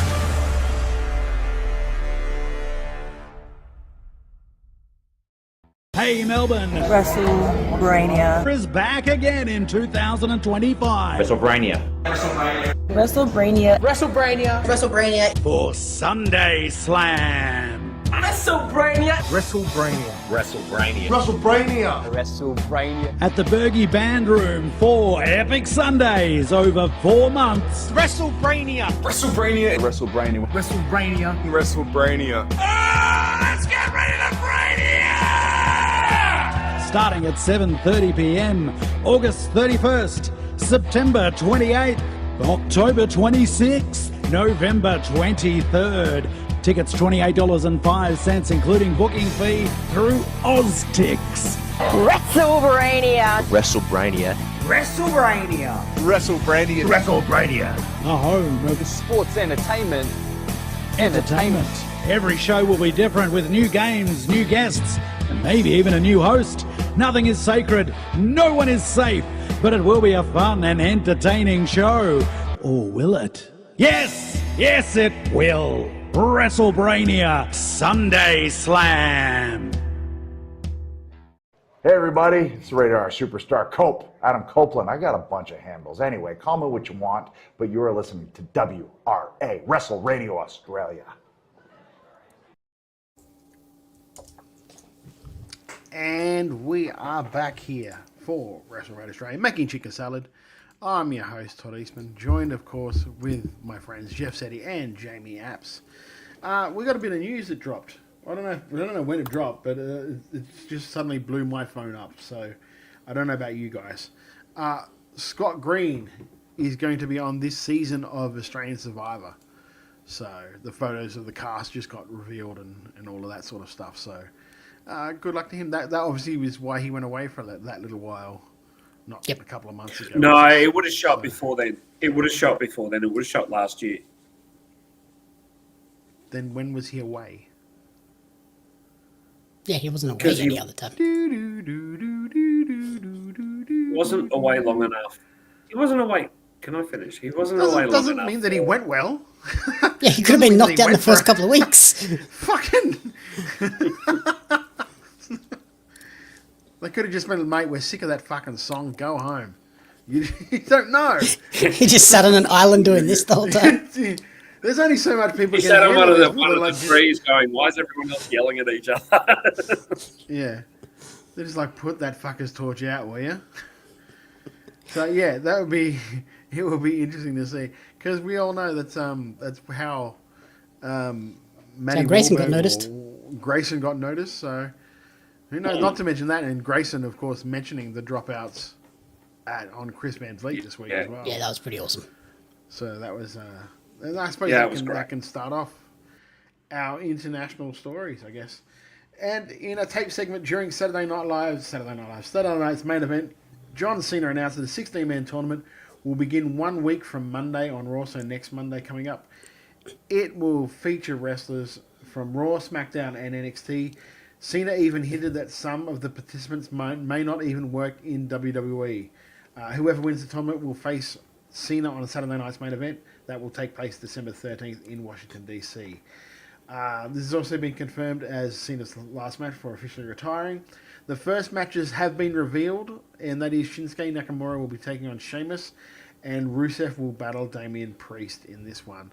I think we all think it's going to be Gunther, but it's going to be interesting to see these names that are coming out, especially if there are some that are just getting hired in for the night or so. Or it'll be interesting to see who they do, or if they do. I would assume they're all just maybe a AAA guy and a TNA guy, maybe someone from Noah. Yeah, maybe a legend coming back or trying like a lower. Lower I would assume Cardona is in this. That would be cool. That would be cool. Like, yeah, that'd be great. Raw or SmackDown. It's like, It's kind of the closest thing they can get to Edge. Yeah. He's a former Edgehead. Yeah. Yeah. Not to mention... They could have him come back and do the Edgehead gimmick. Well, he did have that brief stint of an angle with Cena. Yeah, he has history. With the whole... Yeah. I mean, who knows? Eve Torres might come back. Please no. My fingers are crossed. Very good at jiu-jitsu. No, I think... Very good at jiu-jitsu. I think this will be really good and a bit of fun. I mean, those two matches that they've already announced, great. Yeah. Like, who doesn't want to see Shinsuke and Sheamus cut sick on each other? And the same with Rusev and Priest. Like, you know, I read something during the week that Triple H reckons he's not writing TV just for great matches, but he's writing TV for angles. But when you look at this has just got the capacity to just be great matches wall to wall. Yeah. That's the good thing about a tournament. Yeah. You can just have great matches that don't really need to go anywhere because only one person needs to win. Yeah. That is a wild dream, Wild Angel. Wild Angel Angel. It will never happen, but Suzuki versus Cena. Yeah, no. I don't think, no. Unfortunately. Because the worst part is 98% of the WWE audience will be like, who's that? Yeah, who's that crazy old man? Yeah, it's not an AEW audience. It's a totally different audience that a WWE audience. Vikingo versus Cena? Yeah, I don't think so. I'd watch it. I don't know if Cena would be able to handle it. Yeah, like, whew. I would like to see Cena try and yell those spots at Vikingo in a match. Because that, from advice that I had from a loose ledge, I don't know how much, and even like a one shot, does not understand a lot of English. No, he does not. I was on the merch table next to him, and I had to basically speak to everyone for him. Oh, really? Yeah. Yeah, he cannot speak much English at all. I know that Tosh. him and Mitch got along. Go on. Tosh went to the shop to get me a Suzuki Gun t-shirt a few years back when he was in Japan for Wrestle Kingdom. So he's like, he gets it and he shoots me a message with a photo of, you know, Suzuki doing this. I said, how the hell did you get that? And he goes, I walked in, bought the shirts, and he went, photo. And apparently that's pretty much, like, he doesn't say a lot of English at all, but just smiles. No. We were talking about Vikingo. Oh, Vikingo, sorry. Yes. Yeah. No, you're right. Sorry. But yeah, it's the same. I know. Yeah, I know that when Mitch had his match with Vikingo, he didn't understand a hell of a lot of English, and when they went out after the show, Mitch's fiance just happens to be from Peru, so she Helpful. speaks. Yeah, Spanish. really was. Yeah, really was. So she speaks Spanish. So that kind of helped them get along. Moving along, Ethan Page and Chelsea Green defeated Mr. Iguana and La Hydra during Sunday's AAA television taping in Monterrey to win the AAA mixed tag team titles for the first time. The finish had Green pinning La Hydra to win the titles for her team. And then La Hydra turned on Iguana. Yes. And he didn't seem to care because he had Lola Vice. Well, when you've got Lola Vice consoling you, you're kind of like, you know, swings and roundabouts. I can survive. Swings and roundabouts. But the funny thing was they're going to do... What a good teaming of those two. Oh, yeah. Oh, they're so funny. And they did a nice spot. They did a, you know, celebration cake spot with Thea Hale coming out during NXT yesterday. I happened to catch it. And it was really, really funny because Chelsea got hit in the face with the cream.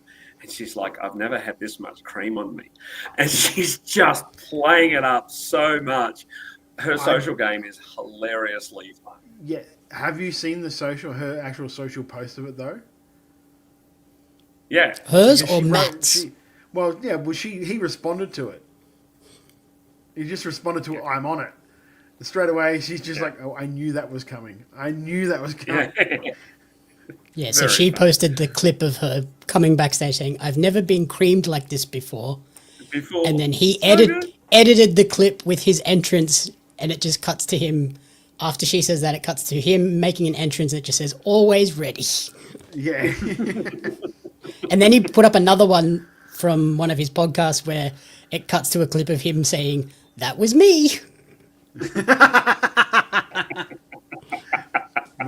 good. They are geniuses at the social game. That's great. Oh, jeez. Saturday night's main event, of course, happened last Sunday for us, but it's Saturday in America. We'll just run through the thing quickly there. Undisputed WWE title, Cody Rhodes defended against Drew McIntyre. WWE Women's title, Jade Cargill defeated Tiffany Stratton for the championship in just about 5.5 minutes. That was an absolute, like, bulldozer. She dog walked her. She destroyed her, and it was great.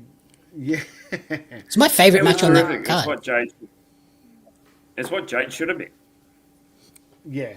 The WWE Intercontinental title triple threat match. Dominic Mysterio defeated Penta and Rusev with a great, like, bell spot. I love that. I love that spot.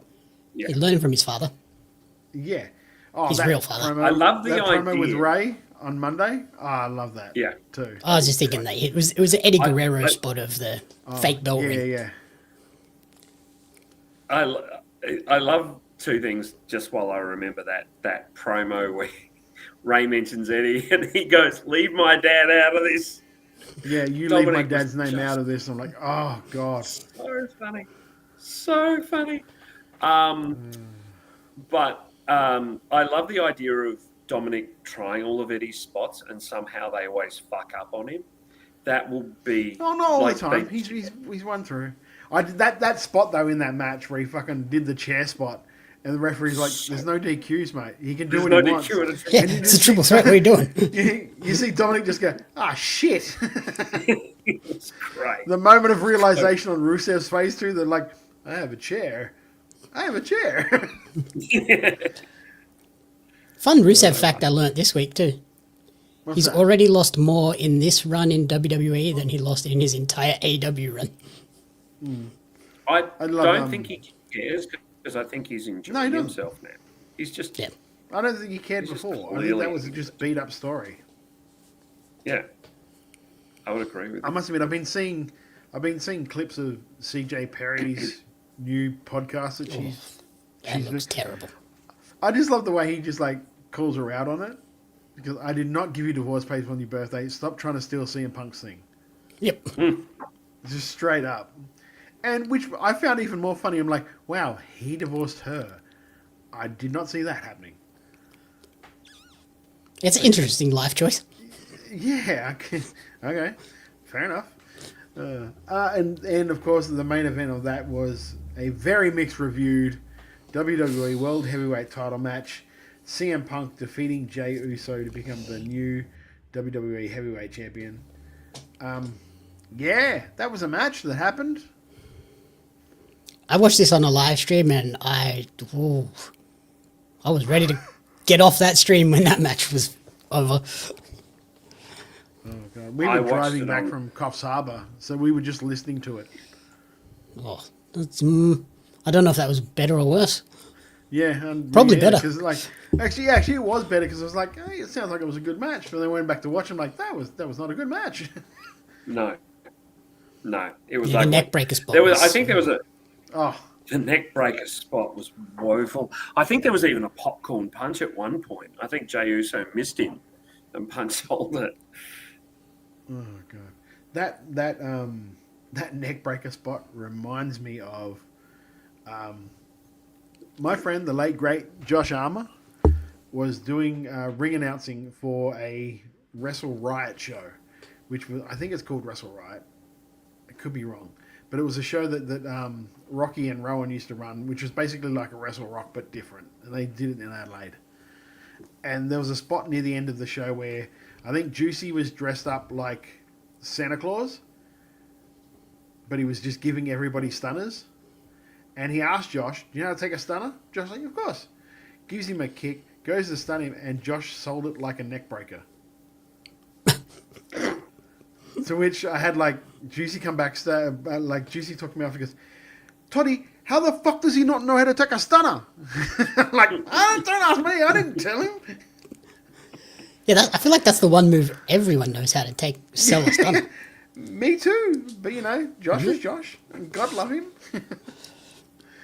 Oh dear, but yeah, that's some interesting things coming up in WWE now. With for a second, I really thought they were going to try and turn bloody oh God, Jay.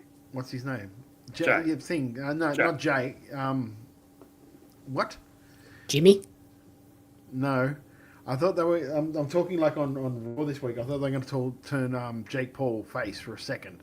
Logan Paul. For a brief. Logan Paul. Sorry. Logan Paul. For a brief second, I thought they were going to turn him face, and I was like, "Oh God, this is going to be weird."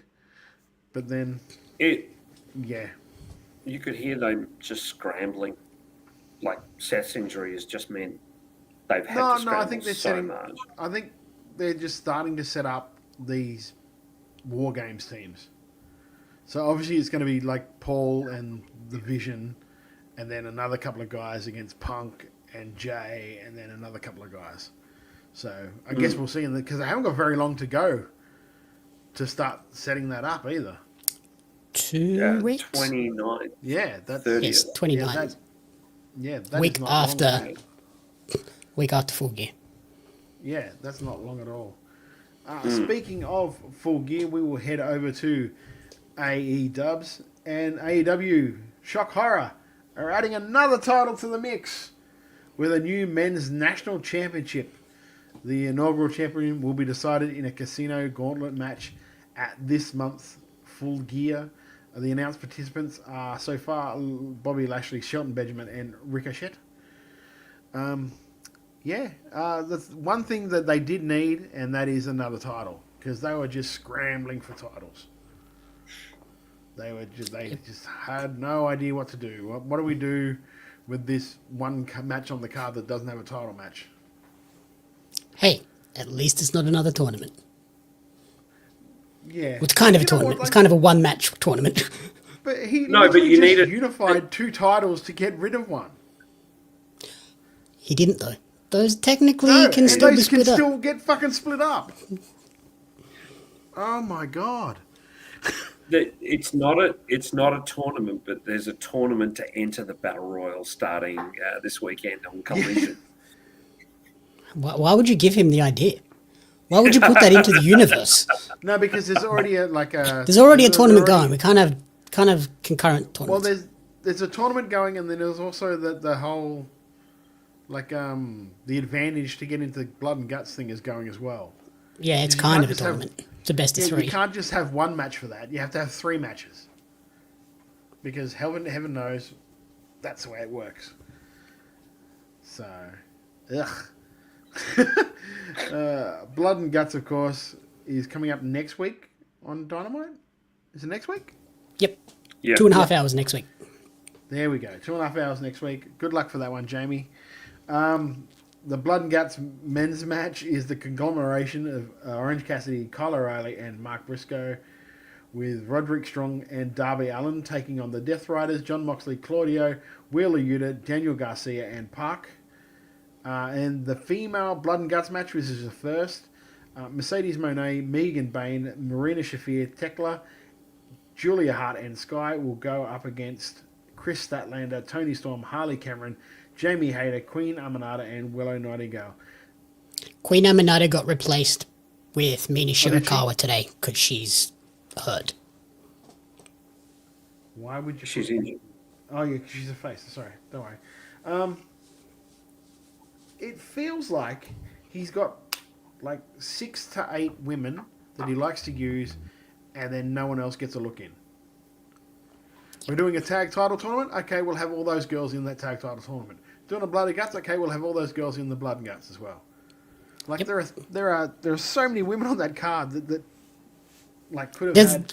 Like, there's Diona, there's Taya, there's now they have Tegan Knox. They had Lena Cross there for a cup of coffee, and there's just all these people that if you're not in that top 4 to 6 women, good luck getting on a show. Yeah, and it's like oh god, what was her name? She was with Mercedes for like a hot minute and then gone. From Yeah, NWA. there were other the reasons. NWA. Yeah, like where's she been? There were other reasons. Like She just Camille. There were other Yeah. reasons. Camille. Yeah, Camille. she went There away were to other film reasons. that movie and then never came back. Yeah, I'm guessing that, but yeah, like Britt Baker spent 2 years sitting at home. Who? Yeah, that's right. Deonna Purrazzo is on an ad for her college more than she's on the company that pays her weekly salary. Jesus Christ. Anyway, Full Gear is shaping up at the moment, and we have so far the pre-show. Big Boom AJ and QT Marshall are teaming up against RPG Vice, Rocky Romero and Trent Beretta. In the main card, was it Kenny Omega and Jurassic Express will be taking on the Young Bucks and Josh Alexander. And because it's a Young Bucks match, it's for $1 million. Got to up the ante. The last one was for $500,000. I mean, I don't know why. Oh, mate, Tony just That'll put his do. foot down and said, "Hey, I'm paying you to wrestle. I don't need to put more money on this. I've already paid you." Anyway, Casino Gauntlet, of course, to crown the inaugural AEW National Champion. TNT I just champion hope- Kyle Fletcher. Yep. That national title, Yeah. just go ahead. Make it the American continent. Just make it look ugly as all hell. You might as well at this point. Make it look NW. Would there be a law? There'd be a lawsuit coming, surely, if he did that. Probably. I imagine the actual design is trademarked, but you can't really trademark national The champion. name you can't trademark. They could have called their title the Intercontinental title, and it'll be fine. They couldn't. You can't really trademark that, I don't think. TNT champion Kyle Fletcher would be defending against Mark Briscoe in a no DQ match, where if Briscoe loses, he has to join the Don Callis family because they are just dying for more people in that thing. AEW World Tag Team Champions Brodito will be defending against FTR, which will be a banger. That'll be fantastic. As long as Brody doesn't spend 3/4 of the match yelling at fucking Bandito, "Believe in yourself, never give up." As long as he doesn't do that, it'll be fine. I just want Brody to go out there and smack people and bark. Yeah. Yep. Yeah. AEW Women's World Champion Chris Statlander will be defending against Mercedes Moné in a match where everybody will be holding their breath and hoping to God that Chris can win. And the main event, World Champion Adam Hangman Page defending against Samoa Joe. Same old song, just like the other one. It's going to be great. That match is going to be It'll great. be a great match. It was great when I saw it last month. Like, yeah, it's going to be great. Yeah, the match is going to be great. I just hope to God that they somehow find a way for Stat to walk out with that title. Yeah, I don't know what they do there. Maybe Athena gets involved. Like, I hope this is the moment that Mercedes' whole world starts to crumble. She can't win the big belt, and then that's what ends up leading to her spiraling and dropping belts left, right, and center. But probably unlikely. She'll probably just win the big belt. Vacating belts left, right, and center. Let's face it, she's not going back to those places. Those places probably can't afford another $25K. I read somewhere she's got a match for one of them. I can't remember. House of Glory is her next match, next Saturday, the 15th. But it's not for her belt. It's just for the other person's APAC championship. It's a girl from... She's from Southeast Asia. So it's good for them to get a showcase on a House of Glory show with Mercedes. But yeah, she might end up being 13 belts Monet come Full Gear. What I really want for Full Gear is someone to walk out and just go, "What the fuck are you doing? This isn't It's like it stops getting you heat at a point. It stops getting you heat. And people just go, oh, yeah, she's got a lot of belts. Look, yay, or boo. I mean, you'll never, like... You go on. What, mate? You'll never what? It's already been done. Yeah. It's already been done. And it's... A couple of times. Look, I think Mercedes is great in ring, but this is just... No, stop. All right. Well, let us move over to Japan, and I have a little stinger for this one, so let's play a little stinger going into this. Let Todd. He knows his stuff. Maybe we should listen to him more often. Yeah. How did I not know that was coming? I don't know. You walked right into it too. You got so excited. You're like, how stupid are you? Yeah. I was like, what is this stinger? He gets me every time. Idiot. Yes, that is right, my friends. Because the New Japan Super Junior Tag League winners were the House of Torture, Doki and Sho. And just quickly... undefeated in the whole tournament. Yes, yeah, exactly. I didn't just pick them, I picked them. As champions. And what the hell? Yeah. And going through our pick the just three quickly. people that care about House of Torture are really, really happy. Just quickly going through who picked. Jamie had Ishimori and Robbie X.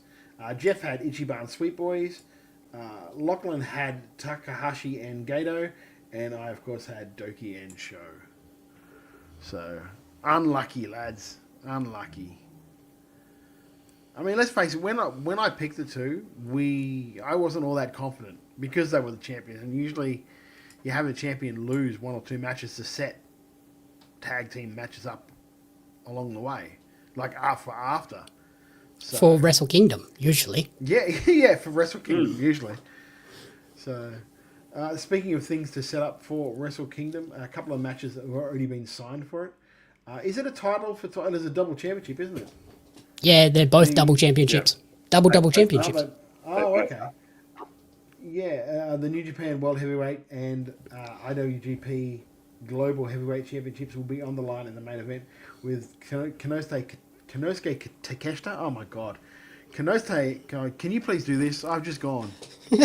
So it'll be Konosuke Takeshita versus Yota Tsuji in the men's main event. And then for the IWGP Women's and IWGP Strong Women's Double Championships, it'll be Shuri versus Saya Kamitani, which will be a banger. Yes. Yeah. Both of those will be great. Yeah, I was going to say, Takeshita and Tsuji will be... That's like a year late for Tsuji. Remember last year we thought it was going to be the time where Tsuji's going to win it. Do you actually think Tsuji will win it? Do you think he's going to win it? Or do you think they're going to keep it on Takeshita for a while? Because... No, I think they're going to give it to Tsuji only because Takeshita is, Tony backs a dump truck full of money up to his doorway and goes, hey, we need you this night, which is the night of a major New Japan event. It's going to get a bit of orcs. So yeah, but he also has a New Japan contract as well. Time, but you know how... Yeah, he's got a New Japan contract. You both know how big a fan of Yota Tsuji I am. So yeah, but like I don't think Tony would do that. To anyone else, I don't think he gives a shit. But for New Japan, he really cherishes that working relationship. Okay. Especially if he's the IWGP World Champion. If you start pulling that crap, you are going to burn that relationship to the ground. Yeah, yeah, and you let's know, let's do. It's not the junior champion or the strong champion. Yeah, that's true. So let's do predictions closer to the date so we can have lock on it. Yeah. Also, the blocks have been named for the Tag League title. This is the heavyweight version of the tag league. And my friend, can you please read it because Lachlan is not here tonight? For sure. So in A block side, we have Hiroki Goto teaming with Yoshihashi, Tai Chi teaming with Satoshi Kojima, Toriyano and Bolton Oleg, El Desperado and Shuji Ishikawa, Yota Tsuji and Gabe Kidd, Shingo Takagi and Drilla Maloney, Evil and Don Fale, and Yujiro Takahashi and Chase Owens.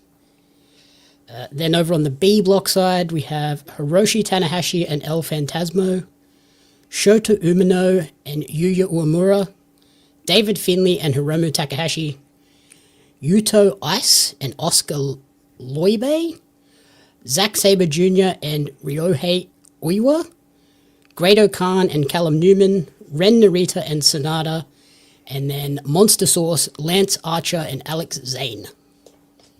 The only outside team. I mean, well done for that. I've got to give it up to you. I've worked the button out. I expected a James Scalaba. I expected a James Scalaba. I worked the button out. Picture coming up. I was well done, Joby. I was watching Wrestling Observer this morning, and what's his name? Brian Alvarez? No. Tom Lawler was just gushing over Shinju Ishikawa. Yeah. So that's going to be one I'm definitely going to be looking at. We'll come up and start tipping it next week, I guess, if we have a full team here and we can start talking about that sort of things. But yeah, all that stuff kicks off. What is it, on the 20th? Yeah, first match looks like it's the 20th of November. Yes, 20th of November. So we've got some. We've got some time on our side for that before we go. Wild Angel says this tournament feels like okay, Bullet Club guys, pick a name out of a hat. Yeah, it's very different. Well said, Wild Angel. I don't know. It feels like they're going back to like pandemic booking, whereas like we can't bring anyone in from outside, so we're just going to have a whole lot of names. They have tightened the old purse strings and are not really bringing people in from outside at the moment, unless they're from outside, but Japan companies. Like New Japan Strong, or well, they're in New Japan Strong. Some guys in there, but still. Shuji Ishikawa's from somewhere else in Japan. From the way when Tom read out his accomplishments, he's been everywhere. Yep, it's like freelancing, Japan, going Japan. everywhere. No, yeah. So it's a little bit of a shame there isn't a TMDK in there somewhere. Yeah. I would have liked to see like a Jag and someone else in that. Yeah, especially in the A block, there is no Team DK representation in the A block. Yeah. Well, who's in B block? Zach and Ryohei Oiwa. Oh, of course. Yes, I missed that. Sorry. I completely missed that. Yeah. That name. Oh, yeah. Just, I cannot get that. It's a tongue twister, that one. It's a tough one. That's a... Yeah, it's a tough one. Jamie went to school for 12 years to learn how to say it, so well done. Ah, that'll do it. Right, let us hit what the show's named after, Making Chicken Salad. Before we get to the salad, we've always got to go through a little bit of shit. So, Jamie, what is your shit for this week, my friend? So I hate the national championship, but my big issue this week is New Japan's booking of that junior tag league. Like, why would you have the champions go undefeated through a tournament that is the last real opportunity that the juniors are going to get to showcase and set anything up for Wrestle Kingdom, unless they're flying in a Young Bucks to go against them for Wrestle Kingdom, which I could potentially see. You had to put it in the universe. To go undefeated. Yeah. You had to put it in the universe, didn't you? Yeah, just going undefeated as champs, just like, what the hell? Why would you do that? Yeah. Jeff, my friend, what is your chicken shit? Monday Night Raw, there was a great match between AJ Styles, Dragon Lee, and Finn Balor and Jordan Devlin, JD McDonough. Great, fantastic match. But it strikes me that they're two makeshift teams. Raw's tag division is the drizzling shits. SmackDown's on paper is incredible, but you're not using the teams that are on SmackDown that can make that something special. So move them the fuck to Raw. Let's see DIY. Let's see the MCMGs. Let's see Pretty Deadly. Let's see these guys feature. Put them on Raw. If you want to keep Dragon Lee and AJ as a team, great, fine, do it. But give them someone apart from Judgment Day to fuck around with, because they'll have great matches with those teams. I'm pretty sure one of Pretty Deadly injured at the moment, because I think I saw somewhere where they essentially split them up. Yeah, they essentially split them up, that is a huge missed opportunity for those two, because they were a good team with a good gimmick. It was they were ones. If you're going to say a team got misused, they're a team that got misused, because they could have easily put the tag straps around them and had just people chasing them and doing heel work. And on that, a bit of after poo. The fact that people are going, this person's misused after like 2 months, 3 months, or even 5 months, even a year. Give people time to grow into whichever system they're in. Because someone the other day went, Jeff Cobb's misused. I went, really? He's likely to be in a War Games match if they go that side. I was going to say, he's in a major story. He's in a huge story at the moment. Like, he's not being misused. Just because he's not wrestling as much, his body's probably tired from years of New Japan. They're probably going to go a bit easy on him for a while. Yeah, and he's not really a spring chicken either. He's not. He's getting up there in years. Let him. They're probably being quite wise in, at least initially for a while, sticking him in a tag team, making sure he gets the WWE style and a bunch of other stuff. Anyway, my poop is done. Your poop is done? Good. Okay. My poop is Todd's turn. I hope you're wiped. I don't really have a wrestling chicken shit this week. Nothing's really annoyed me. If I can do a wrestling adjacent one. Yeah. To the girl that works at CEX Coughs, which is where we performed. At the end of the night, we kind of asked if there was anywhere we can go to eat. And she's like, well, the only place that's open 24 hours is a Guzman and Gomez. So we're like, oh, that's cool. We'll do that. Better than a Macca's. Yeah, exactly. Guess where we ended up eating?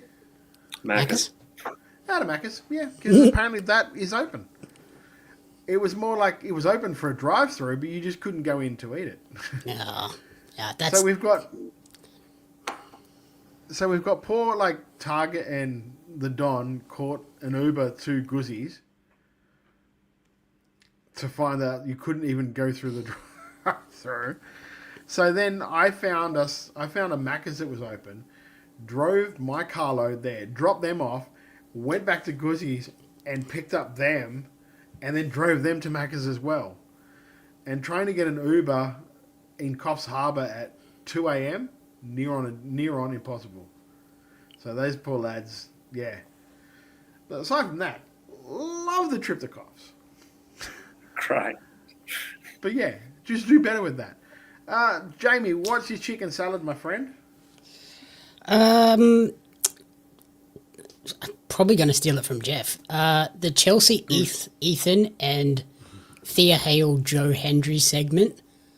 Awesome stuff. The reveal of Thea, so great. And then, like I mentioned, Cardona's edits of Chelsea's clip pops me every time. She's got such a good Muppet face. She's got that same Sami Zayn Muppet face when she's happy about something. Yep. Yeah. Hopefully that they give her a run with one of the top belts, because she has earned it. She has made all of these things that you would think would suck. She's made chicken salad out of chicken shit. She's made what You the know- show is named after. You know who she reminds me a bit of? Kurt Angle. In that, whatever they give her, it doesn't matter. Shave your head, sure. Do this, yeah. Hit yourself with a chair 100 times. It doesn't matter. She'll make it all look amazing, and she's just brilliant. She's absolutely fantastic. She's, if they use her smart, she's got the brightest future. So good. Jeff, what is your chicken salad, my friend? I've got two salad servings. Firstly, thank you to everybody that came out and saw WrestleBrania on Sunday. What a wild, fun, great show. Bo was on fire if you haven't seen it. And we just had a ball. We had a great time. Thank you. We've got one more show this year, 23rd of November again. I'll mention it at the end. But my other chicken salad was Kaylani Jordan's promo this week. It was simply fantastic. And I'm saying that from someone from the perspective of Kaylani's never had much mic time as a babyface. She's just kind of been, yay, isn't everything great? Everything's wonderful. You know, occasionally she'd arc up about an opponent. But in this, she was so good because it's that old Mick Foley thing of if a heel is justified, you can get on board with it much easier. And she said something like, so what, I used my belt on Jordan. I used it when Dominic comes out and does something sneaky, you all cheer him. When Cody hits Drew McIntyre with the belt, you all cheer him. Why aren't you cheering me? And she's right, and it's great. And she really showed spark and really showed personality. And as you know, I've been talking up Kaylani Jordan for a while, especially in ring. But this turn is the best thing for her. I'm really happy for her. Yeah. So you didn't steal mine, Jane. Macho Man Andy Savage said, Salad is Grace's interview with Van Vliet, puts over Australian wrestling, and he's so funny and earnest while still living in kayfabe. Yeah, his that story he tells about Kelsey and Taylor Swift. That was great. That was so good. I guess my chicken salad for this week is that MCW show that we watched for the review. I talk about it. We talk about it a lot on the show, and just the maturation and the growth in Shay Cassidy over the last year is just amazing. Like, it is so good to see how good she is getting and how good, like, the potential she has. Because I know that a lot of people were talking about, like, and like a lot of buzz around Perth was like, Rita Stone could be the next, like, one of the next ones to go, and blah, blah. Like, I think Shay has got all the chances in the world. Because as much as Rita Stone's work is really good, I just think if you put Rita Stone next to Shay, you're going to be looking at Shay. If you have them performing to non-wrestling fans, which, like, the WWE audience or that, like, international audience can be very casual, Shay can connect with them without even getting in the ring. Yeah. As soon as she comes out, she gets your attention. Yeah, I think she's got that tool. Agree. She's got that tool that I don't think you can teach. It's just that she's got the charisma. You know what I mean? It's the Delta thing. Like, when Delta used to come out at a show, you go, oh, I got to pay attention. And Shay's getting that now. Yeah, it is. Yeah, because she's found her thing, I think. Yeah. I think it took a little while, but now she has found her thing, and it is, like, it's resonating with people in a different way to. Well, like, you know, her partner left. But her partner left 18 months ago, her tag partner. And the interesting thing is she's now just been on this, you know, increasing stone of knowledge and of brilliance. And you can see she wears her influences on the screen. You know, every influence in Shay Cassidy is writ large, and it's great to see. And she's killing it in the ring. You know. Let's be honest. It's one of those weird things where when her tag partner left, she got better. Yeah. Which yeah, not everyone can do. Well, you can. Some people would shrink you into can the shadows and drown be like, I don't know what to do. Yeah, I need to Yeah, reinvent you myself can drown or completely. you Where she didn't, she's just like, okay, I have the bare bones of something that's, well, not the bare bones, but fleshed out. The bare bones? Something that, Barnaby bones. of something that could be really good. I just need to work on it. And Yeah, she just tweaked little tweaks, not complete 180s. Yeah, she's done the work, and like her, even like the difference in the character that she plays in PWA as opposed to the character she plays in MCW just shows two different complete facets of the same character that could be used at any time. Well, it was the same with Jess. Whenever Jess was a heel, because I have seen Jess work heel a couple of times, Jess Troy, she's able to tweak the character enough, especially the old Jess Troy character. Like, it has come a fair way. But she definitely is able to work either with the same character.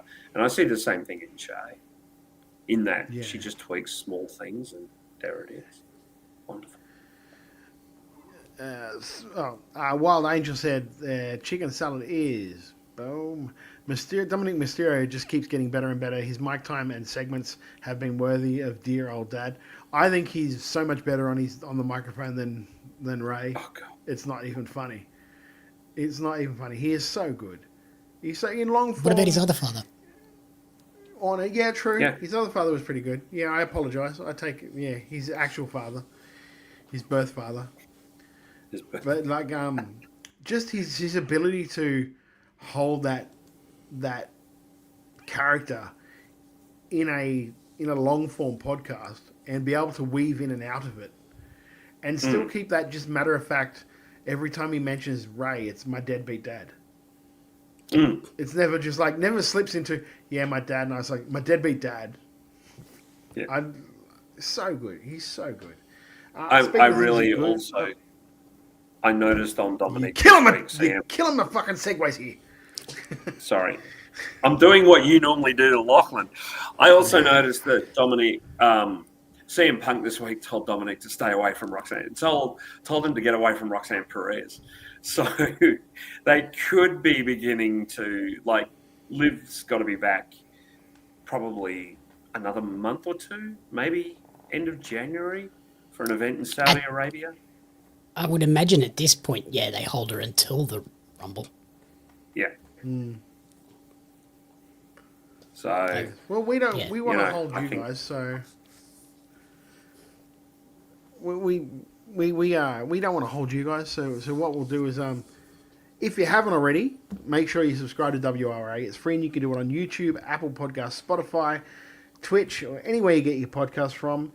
If you do stop by Apple Podcasts, give us a rating and a review while you're there. Give us 5 stars, helps us get inside more ears. If you want to follow us on the socials, you can do that on Wrestle Radio AU on Twitter and Instagram. Our merch is up on Redbubble or anywhere, like any of the proceeds from our merch, WRA shirts, go to Beyond Blue or Gotcha for Life, so we don't get any of the proceeds for that. It's all just to go to charity to help mental health and men's health, because that's what we really do believe in here at the podcast. If you want to go to get some merch of your favourite Australian wrestlers, some of them anyway, Kickout merch over at kickout.com.au. Your favourite Queensland wrestlers are there, also wrestlers from around the country. If you want your merch on that site, contact them through their Insta page, and they will get and hopefully sort you out and get you on the page as well, so you can start selling your merch and making your money. Speaking of making your money, Jeff, tell us about WrestleBrania. WrestleBrania has one more show left this year. I'm calling it a very WrestleBrania Christmas, even though it's in November. We have got, or Christmaka, that would make more sense. We've got so many exciting guests to announce, and we're having a focus on some of the new wrestlers. So some of the coming up wrestlers are going to be on this one, and it should be a laugh. We've got one returning and one making his debut. We're going to have a lot of fun. Come on down, 23rd of November, Sunday night, 7 o'clock, down there at the Burgie Band Room. Grab a burger, come on in, It's going to be great. Bros is hosting. I've been usurped. Demoted. Bros is hosting. So yeah. I asked you last week. Tickets from I'm Oz asking you Ticks. again. Are you going to be dressing up like Cactus Jack this for him? Because otherwise, Yeah, I I think might. Bro should wear I might. I think Bro should wear the beanie and the hoodie, and you come out dressed as Cactus Jack. Bang bang. There was one more thing I had to tell you. Yeah. So thanks to our friends, Tickets from Oz Ticks, and it's our last show of the year. So get into it. Thank you. Bang bang. It's all right. Jamie, what have you got coming up? Because you've got thousands of balls juggling in the air, my friend. Which ones are going to land? The poor lad has to watch Dynamite every week as it is. He's already got so much on his plate. What's cracking for you this week, mate? Predator Badlands review will drop in like a few hours. That'll be in the morning. But the biggest thing this week is the December pack of Australian wrestling cards has just dropped. He's not here today, but he's on a wrestling card. Lachlan Albert was the first announcement, and there's some very cool people coming up in December that you'll want to get. Some of them we might have talked about today. He got some good reaction to that too, that drop. Did you get He did. A lot of people like Lachlan, and it's distressing.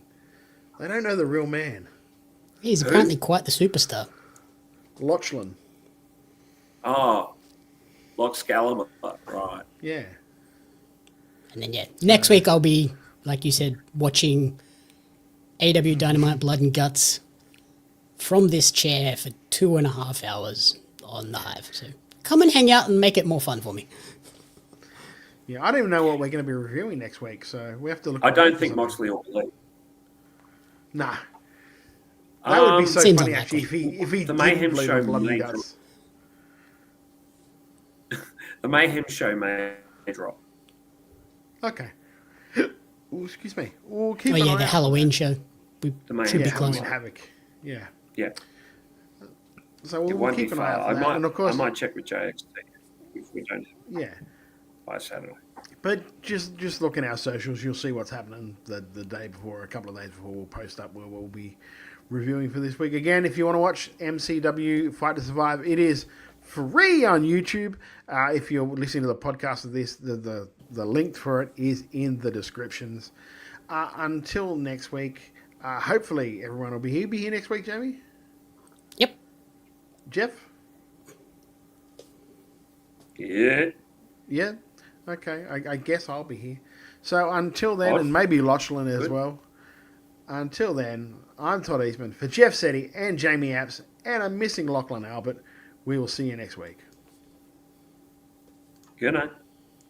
Oh, button work. Here I was, blaming AEW for feeding you chicken shit, knowing you mindless millennials would be eating it up as if it were chicken salad, when it's really been your fault all along. Make chicken salad out of chicken shit.